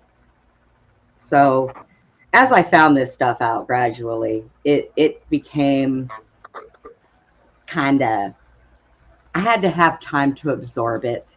Now, do I forgive? I do. Because if I don't forgive, then my life turns into a massive mess of destruction. And I refuse for my life to plummet into destruction. That's not going to happen. Now, am I cautious? Well, lately I haven't been that cautious. I've kind of just let things go. But I am going to definitely be more cautious. No more will I speak about anything that I have a dream about, because apparently if I don't have time to process what they mean, and lately I haven't had Susie to help me, and Susie does. God, if you people only knew the part of me that I miss with Susie, you would not believe it. It's like she's the other half of my brain. So I have been trying to figure some things out on my own. Hasn't exactly worked out in my favor. I have lost some friends over it because people want to rush me to say the things that I need to say. And it's not turned out well.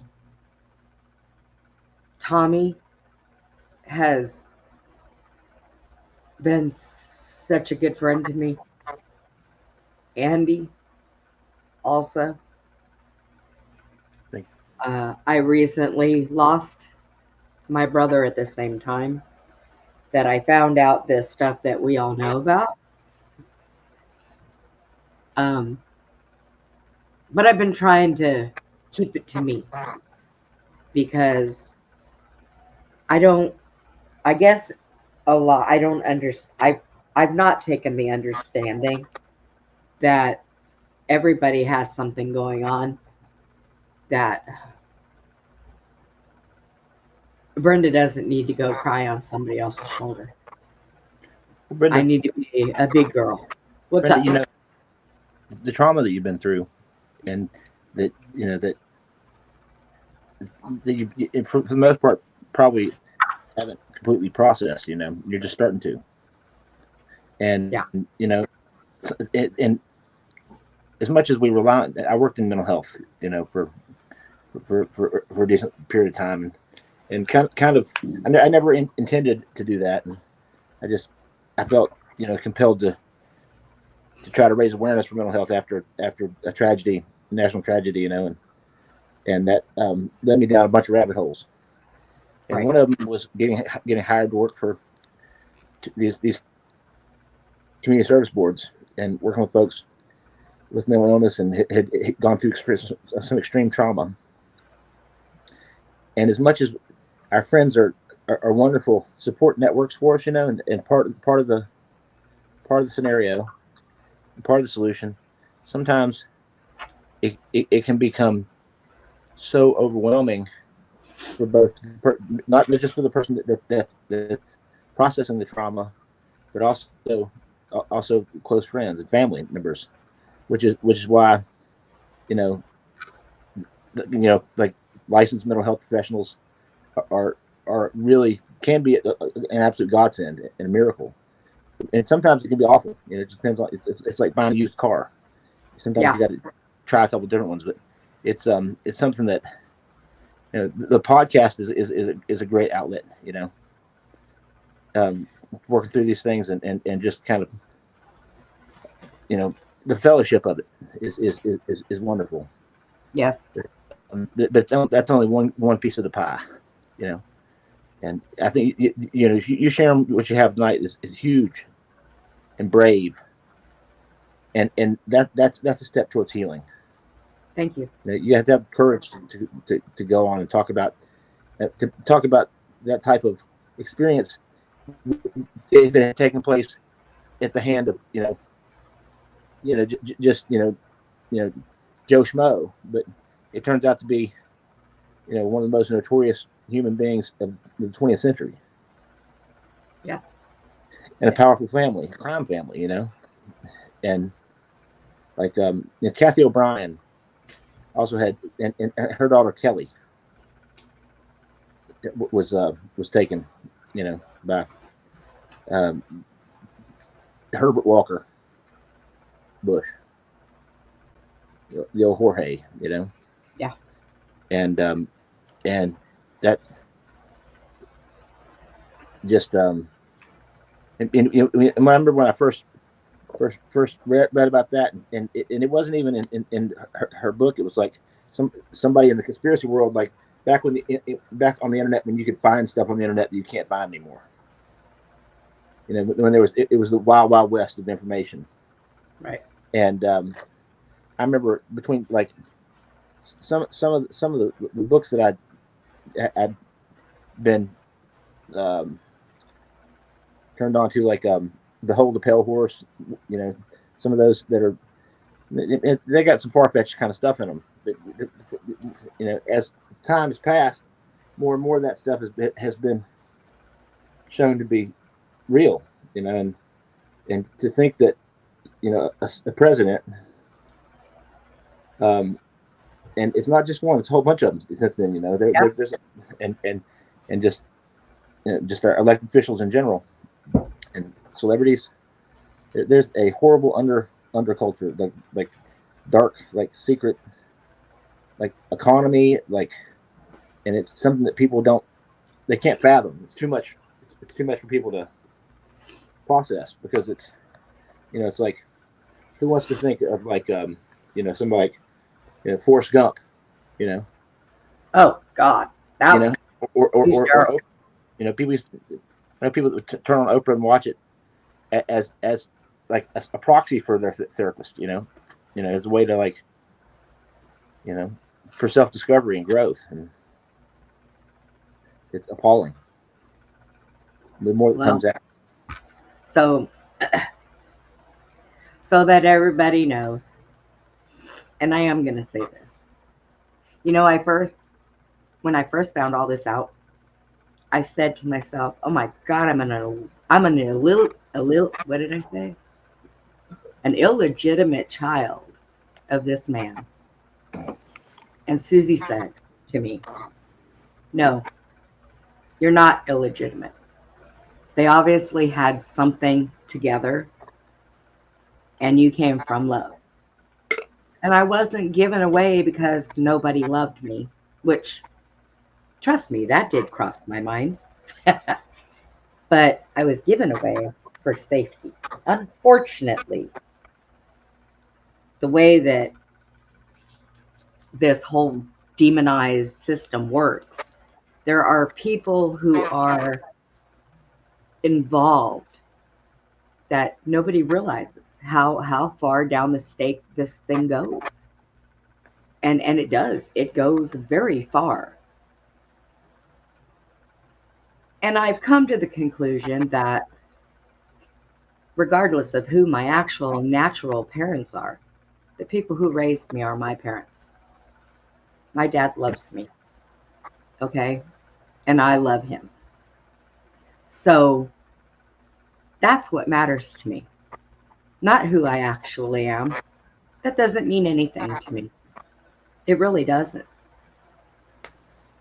You are who you actually are. You already are. I am who I am today and not anybody else. I do believe that I heard Bob Joyce say that. So to me, I want nothing. I'm not going to write some book. I'm not going to, I am who I am. I went through some horrible things growing up. Some of it I don't remember, which I guess that is just your brain protects you. Okay. Yeah, you dissociate. It compartmentalizes it. Yeah. That's one of the whole tenets of monarch programming is trauma-based mind control, is to split personality, especially if you start when the child's young, split their personality, and then they develop separate pathology in their brain to where there's no awareness of the other. Yeah. And that way they can develop different alters to be like carriers or honeypots or assassins, Manchurian candidates. Yeah.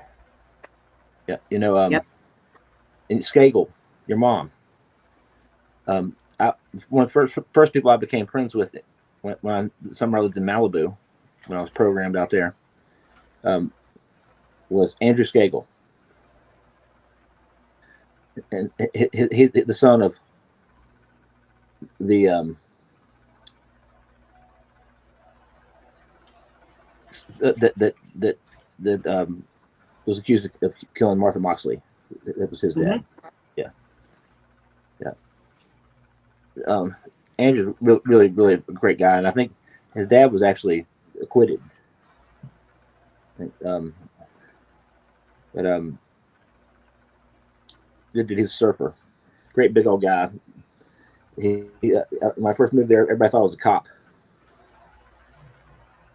and so everybody was leery about me. And he dragged me into the bathroom at a place called the Doom Room in North Malibu. It was on Point Doom, and said, "Are you a cop?" I said, "Nope." I said, "Why do I look like a cop?" He said, "Yeah, you look like a cop." And suddenly, I just was there and would regularly. That was one good thing about me when I was so little that nobody would have even thought. They didn't think anything of it. So it's like, no way. Yeah. But am I a Skagel? Am I a Kennedy? Maybe by blood. But no. I grew up knowing that I was a Varner. That is my maiden name. And that's who I am. And you know what? It's okay. It is okay. It's just such a small world, that I know your cousin, biological cousin, and that was it. Tell me about weird vivid dreams one time. He turned into a lion, He had big beard, like curly hair and stuff. And it was a weird dream. A couple years after the Malibu programming session. Yeah. That was weird. That was a weird summer. Y'all have to excuse me. I still have to munch here and there. My sugar was really, really low. Whoops. That's why I was saying you got to eat something. You got to get. Yeah, and I haven't all day. Ask Andy. I've been waiting for coffee. I've been out of coffee for 3 days. I was losing my mind. I was like, okay, I'm going on the 3rd day without coffee. I'm ready to kill somebody. Oh, And that's an understatement. Trust me. And, yeah. Hey, now you keep spouting off like that and just talking the whole show. We're gonna have to that's mad you. Okay. I mean that's a lot. That's. I mean you've been such a chatterbox today. Okay. It's I remember. Hey. You know Right what? now. People like it. Because the first time that Andy was on here with me and we were looking up game shows and he was just talking away, everybody's like, what? Andy talks? Wait, what? Yes, Andy has a voice. There's a conspiracy theory out there that you were Silent Bob's cousin from Maryland. Oh, nice. Right? Don't joke, Brenda. Yeah. No, I won't. But, so, now that I have let that kitty out of the bag, woo, That's big. right. That's a big one. Who's right? So now we know. And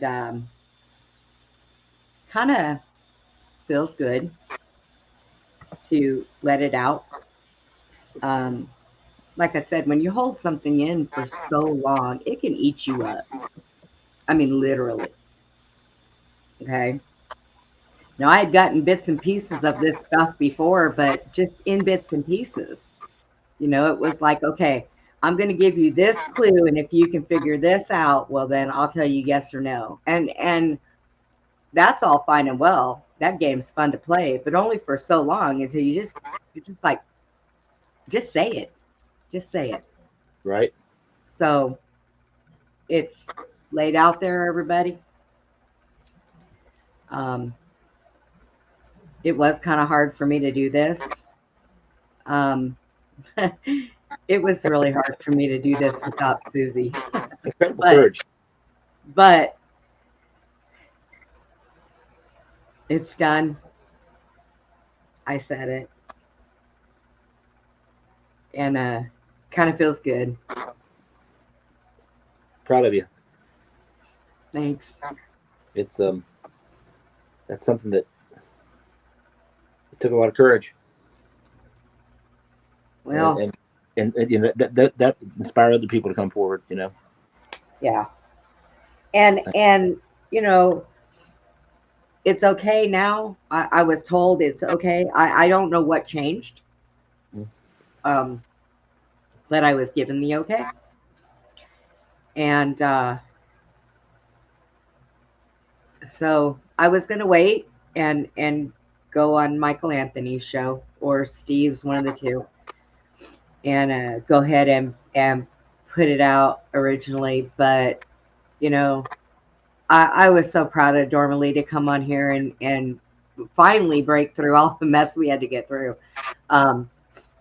And to share hers. She had never done it on a podcast before. So I was pretty proud of her. Dormalee, if you're still listening, proud of you, girl. And everything that she had to go through and break out of. And, being in those situations, if you've never been through that, I guess I can see how easy it is for people to not understand. But it's a hard thing to grow up with, knowing that, I can honestly right now today tell you that all the men that I have ever slept with willingly, I can count on one hand and not even half of the other. But then when I sit and I think, oh my God, you know, I was sold at parties. My innocence was taken from me. You know, it was. I think that's one of the reasons why by the time I was 16, I was all grown up. I had to be a grown up. You know, I had to be a mom and I had to be a grown up. And that was another thing. When I met my daughter's dad, I ran away from home. I was 15. He was with HA. Woo. I don't know if I can say that, but anyways, so Yeah. He was with bikers. He wasn't very good. He beat me a lot. He locked me in closets. He would put hot food, pour it on me if he didn't like the way it tasted. I mean, so my tragic life went from sexual abuse to actual abuse. So, I mean, I can honestly turn around and say that the only stable man that I have had in my life has been my caregiver that I've been around for 23 years. It's the only stability that I've had, really. So things have not been easy at all. Oh, God. You know? And at my age now, do I want something stable? Well, hell yeah. You know, I'm a builder. I'm a grower. I am not one that sits back. Me sitting on my butt all the time drives me insane. Drives me insane. I could bring Jack in here to totally testify that my butt never sat still. Even when I wasn't working, I was running around, doing something for somebody, doing this, doing that. I was home long enough to crawl in bed and go to sleep. And up and off the next day. So this drives me crazy, but I will say this. You are correct, Tommy, about the podcast. Because if I did not start this podcast,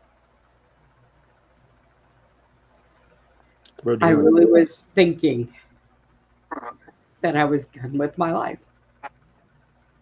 I had gone as far as I wanted to go. And I didn't want to go anymore. I was so bored and so I couldn't be complacent. I just couldn't. I had to have something to do. So when I tried this with other people, it didn't quite work out. But that's okay. Because they're still my friends. And I will always keep them as my friends. No matter what a jerk he is. Talking about you, Glenn, you know it. Hey, Brenda. Yes, sir. I don't know if you saw it, but Susie's was in the chats. And she said, she said, I love you, Brenda.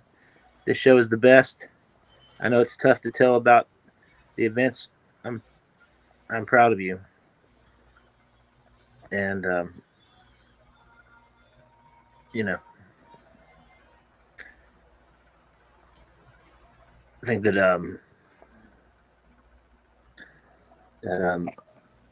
it's important that.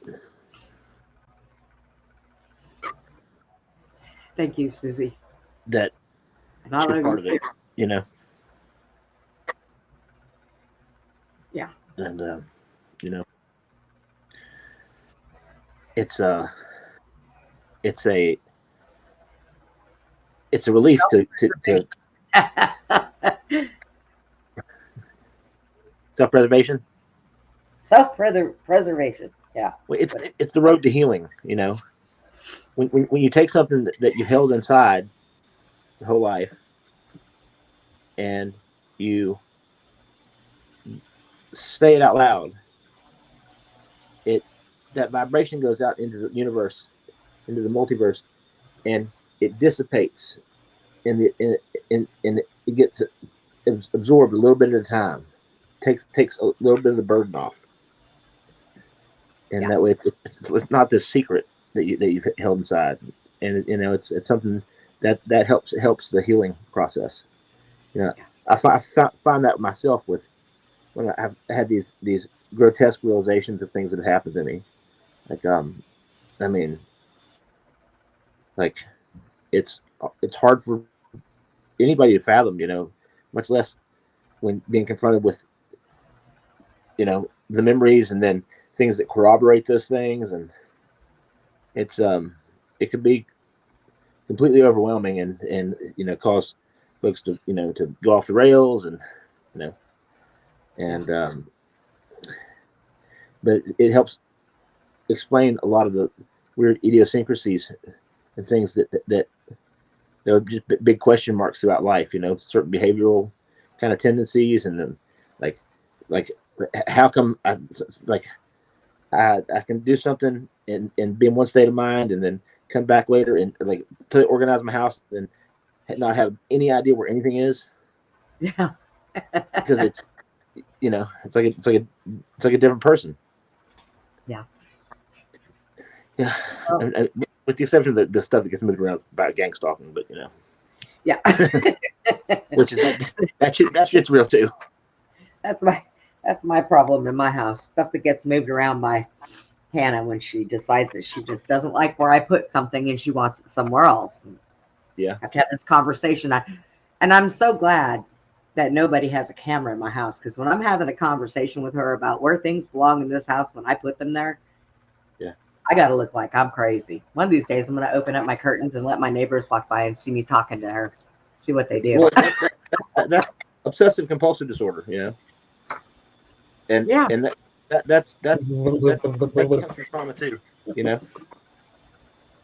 I've got that, and I mean, and my place looks like my place is a wreck, Tommy, you're a guy, and you work, but I prefer things to be organized, but trauma response, it's hoarding is a trauma response. I mean, plus I had a whole warehouse, a big warehouse with multiple retail stores basically in it, and like a shop and all the stuff that was retail that I had on the outside. It all had to come to my house.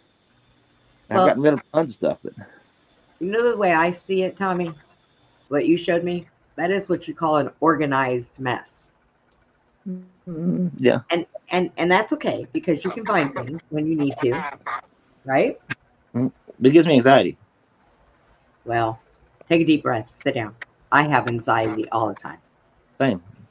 I have to breathe. Remember what you taught me? Yeah. Breathe. Yeah. Hey, yes. And that same visualization thing, you need to start doing that for the cancer too. Yes.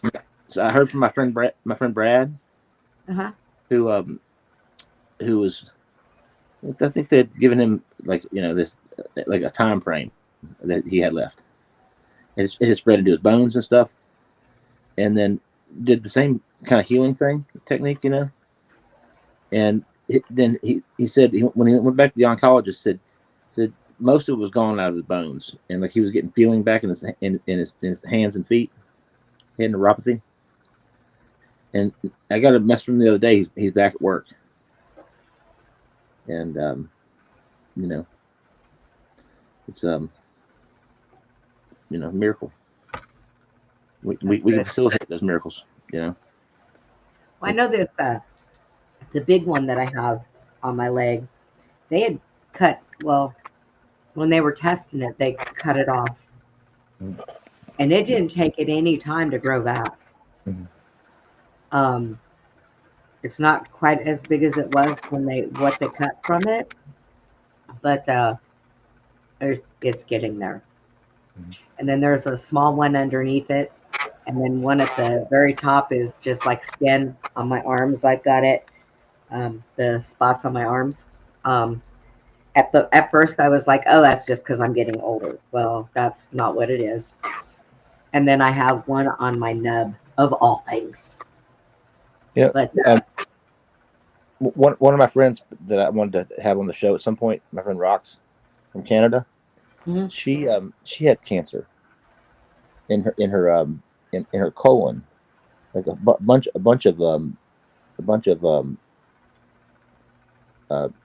tumors, Sport. a bunch of tumors, and she used this protocol, so it's naturopathic stuff, and she was healed from it, and it's a very powerful thing that's relatively simple, and it's oftentimes overlooked. The medical um, um, industry. It's an industry. It's not health and healing. It's a money making industry, and Yes. illness and cancer specifically, it's a lot of money. I mean, it's a big cash cow. It brings in so much money. It's ridiculous, and it essentially um, it doesn't really it does more harm than good a lot of times. It's just Right. it's a slow process in descent. And this is something that you should also definitely look into. I mean, the stuff that Stephen suggested, that's all good, healthy stuff.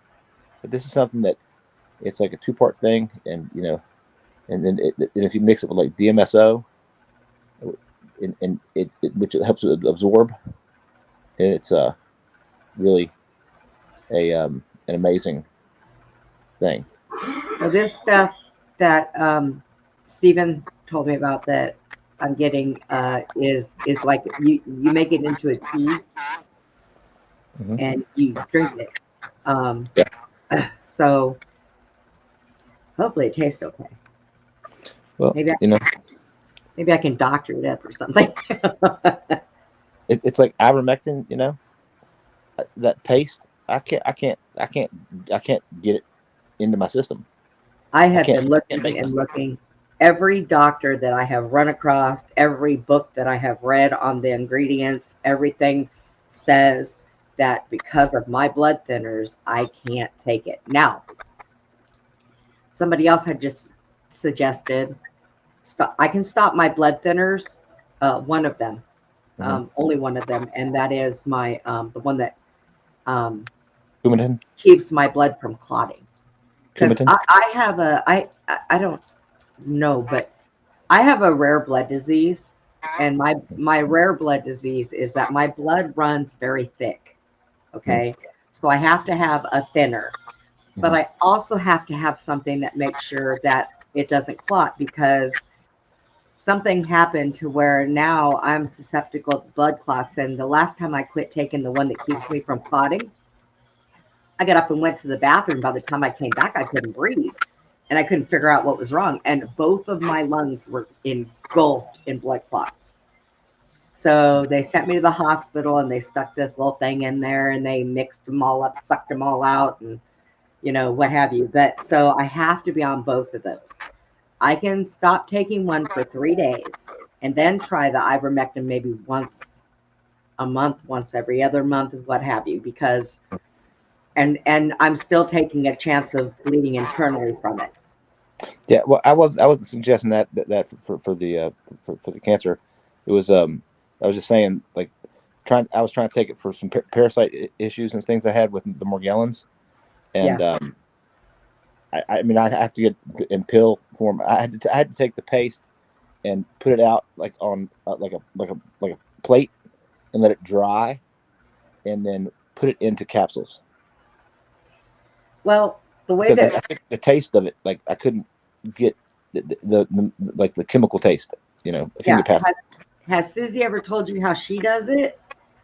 She takes a little bit of it and she puts it on a small piece of bread and she rolls it up in a ball and then just swallows it. Yeah, I do that inside a Her capsule. own pill. I do that inside a capsule. If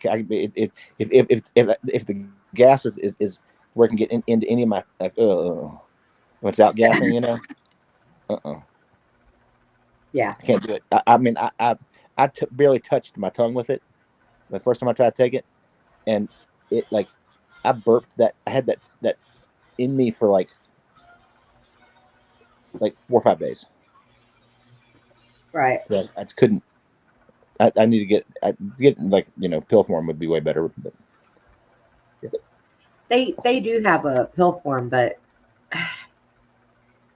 I'm on medication that the doctor prescribes to me, and he knows I don't like it. He doesn't like it.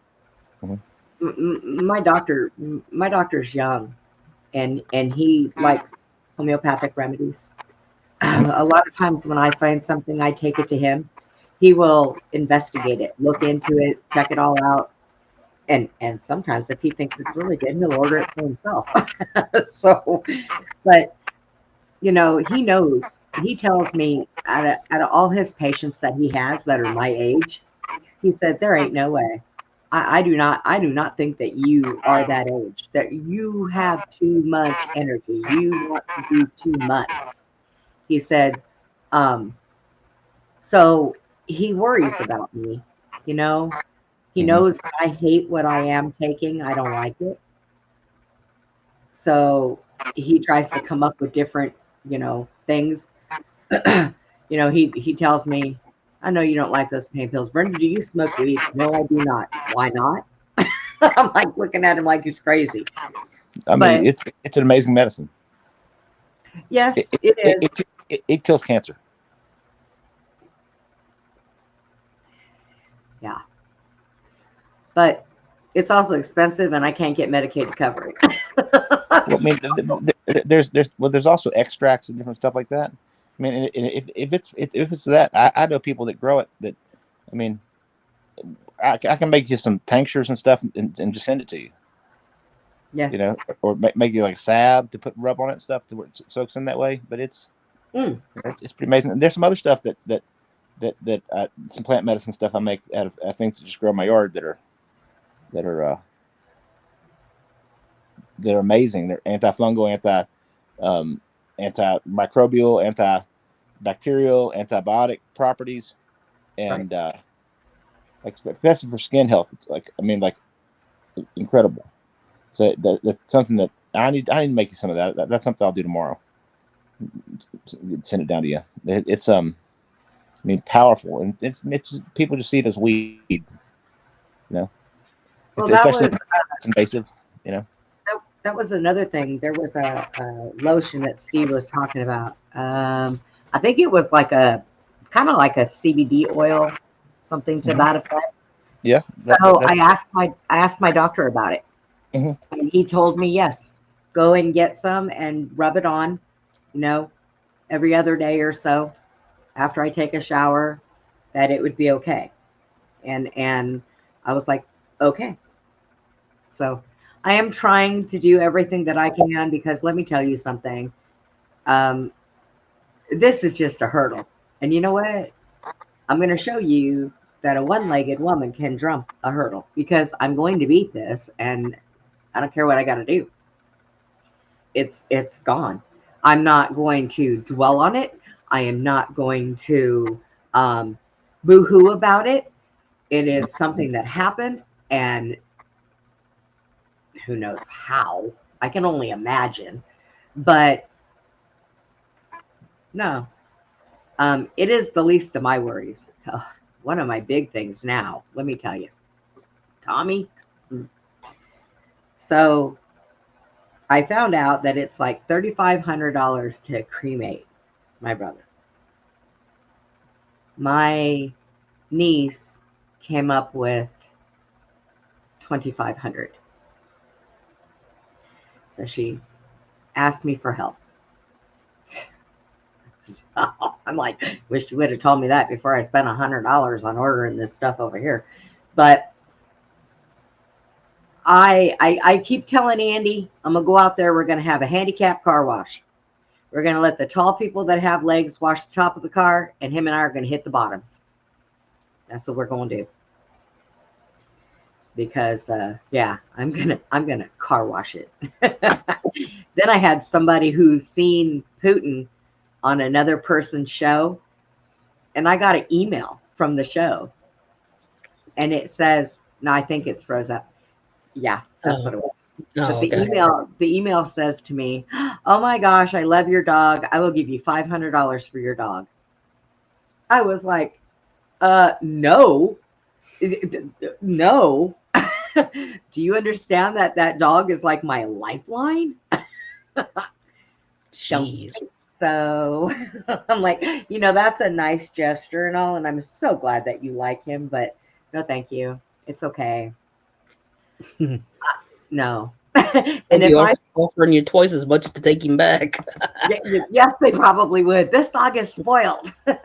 Here's $1 million. Take him back.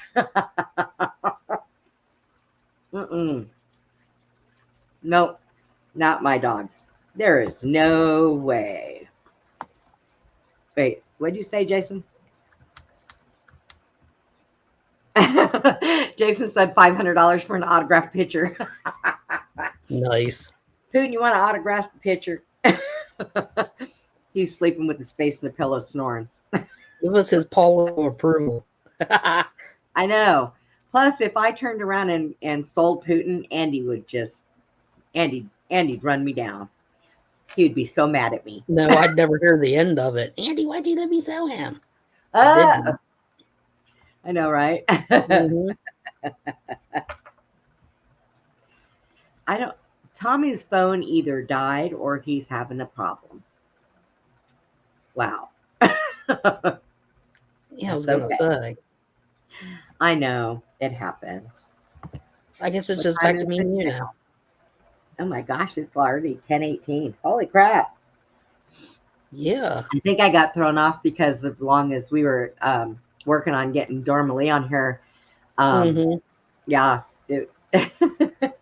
We were trying to keep it going. That's why I sent you that message. It says 4 minutes until break time if you're taking one.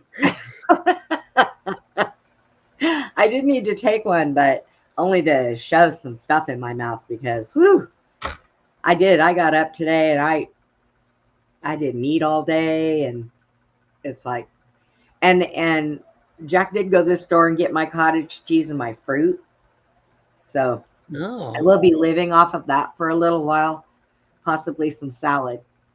And then I got to go to the store tomorrow. I need to go get some asparagus. Ugh. Yeah. Oh, I love asparagus. You take it put it in a frying pan, put a little bit of olive oil in there and fry them up. And then just put light butter on it when they're done. Oh, I love asparagus. It's good for you. Makes your pee smell. You're going on a field trip. Actually, Putin likes asparagus. Does he? Yes, and he likes spinach. He does. He likes chili too. He likes what? He likes chili too. Oh no, he can't have no chili. No. He's not allowed to have chili. He sleeps too close to my face, Andy, for that dog to have chili. There is no way he's getting chili. He can serenade you. No, no beans, no chili, no.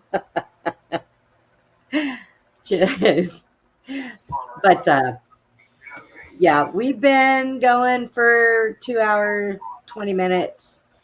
We kind of went over. But I love you guys. That was an interesting podcast with her on there. She did a great job. Yes, she did. I'm gonna have her come back. We were talking earlier.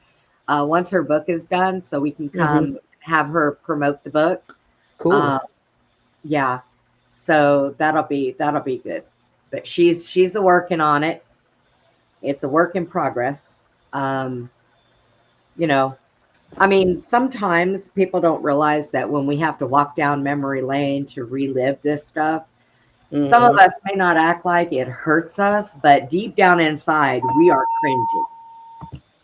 We are cringing. I will tell you guys, for me to sit there and tell you everything that I did, my stomach was in a knot.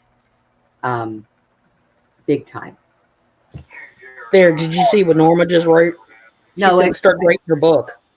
Start writing your book. Oh no. I had somebody else tell me that too. Penny told me that a long time ago. She was like, "Oh, you got to write a book." I'm like, I can't even write my name. What are you talking about? So, there's so many books, and I'm going to tell you guys, when all this stuff breaks open, there's going to be more books than anybody can read. There are going to be so many people writing books. There's going to be so much coming out. It's going to be incredible. And it is going to take years for people to wrap their heads around exactly what's going on. Dormalee and I had a very interesting conversation earlier about dead people that aren't dead.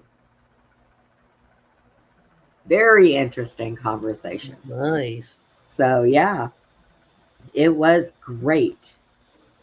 And thank you, Julie. Love you too.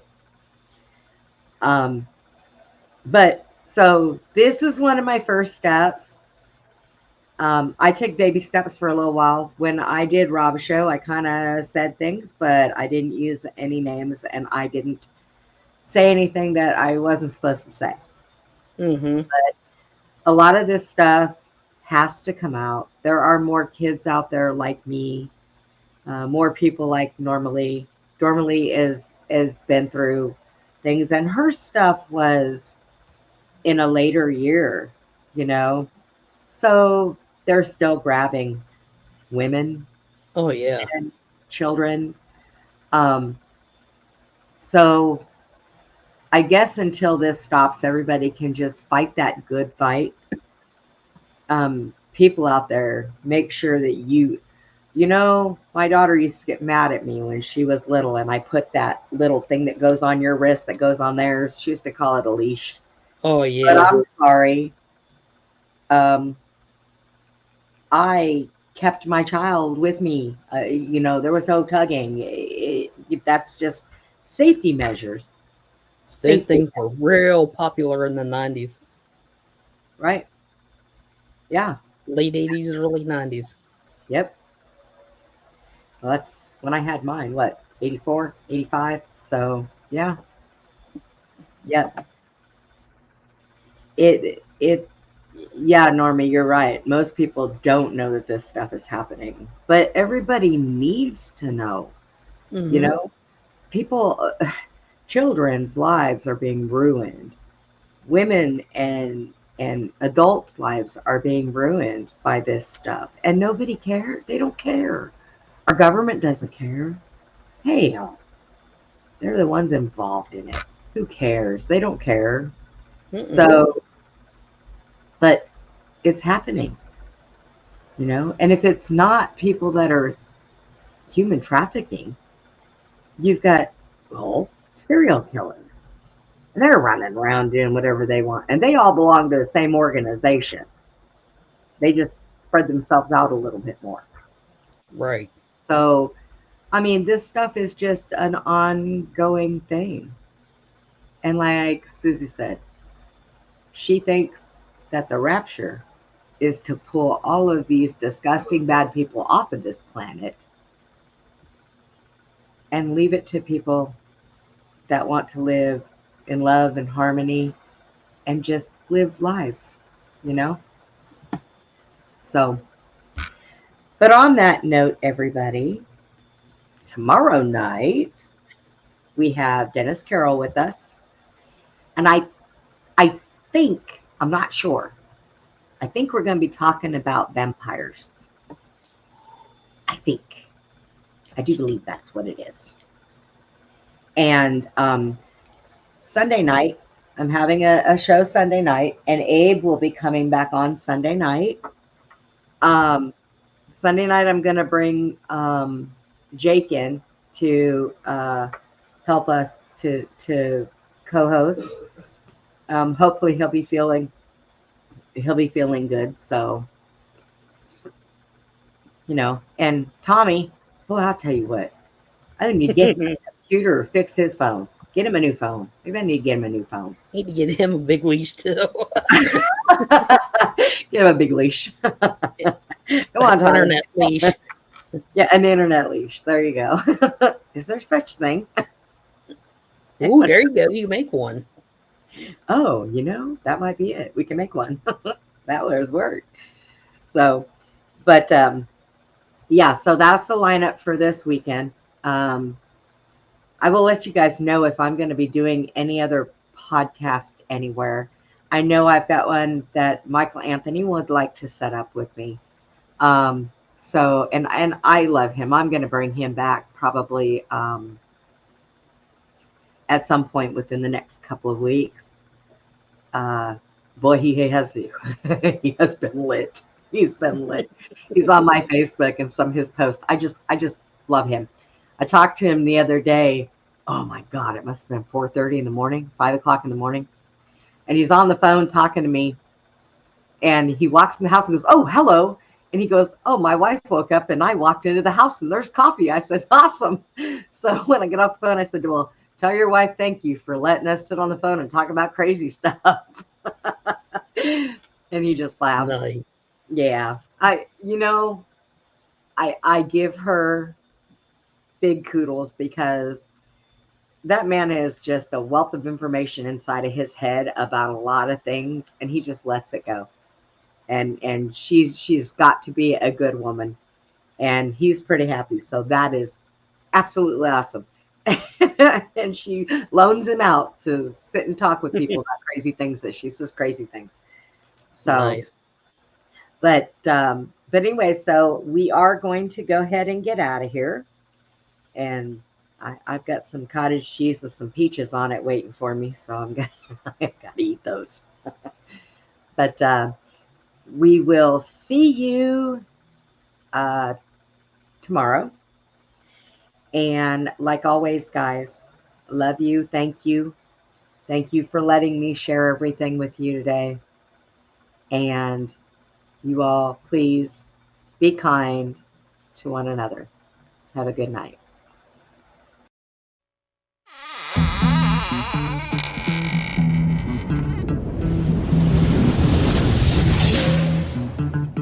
Goodbye for now, from Beyond the Box.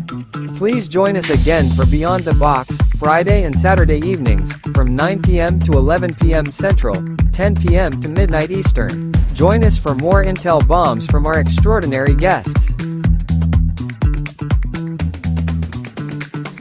Good night, Putin. Good night, Tucker.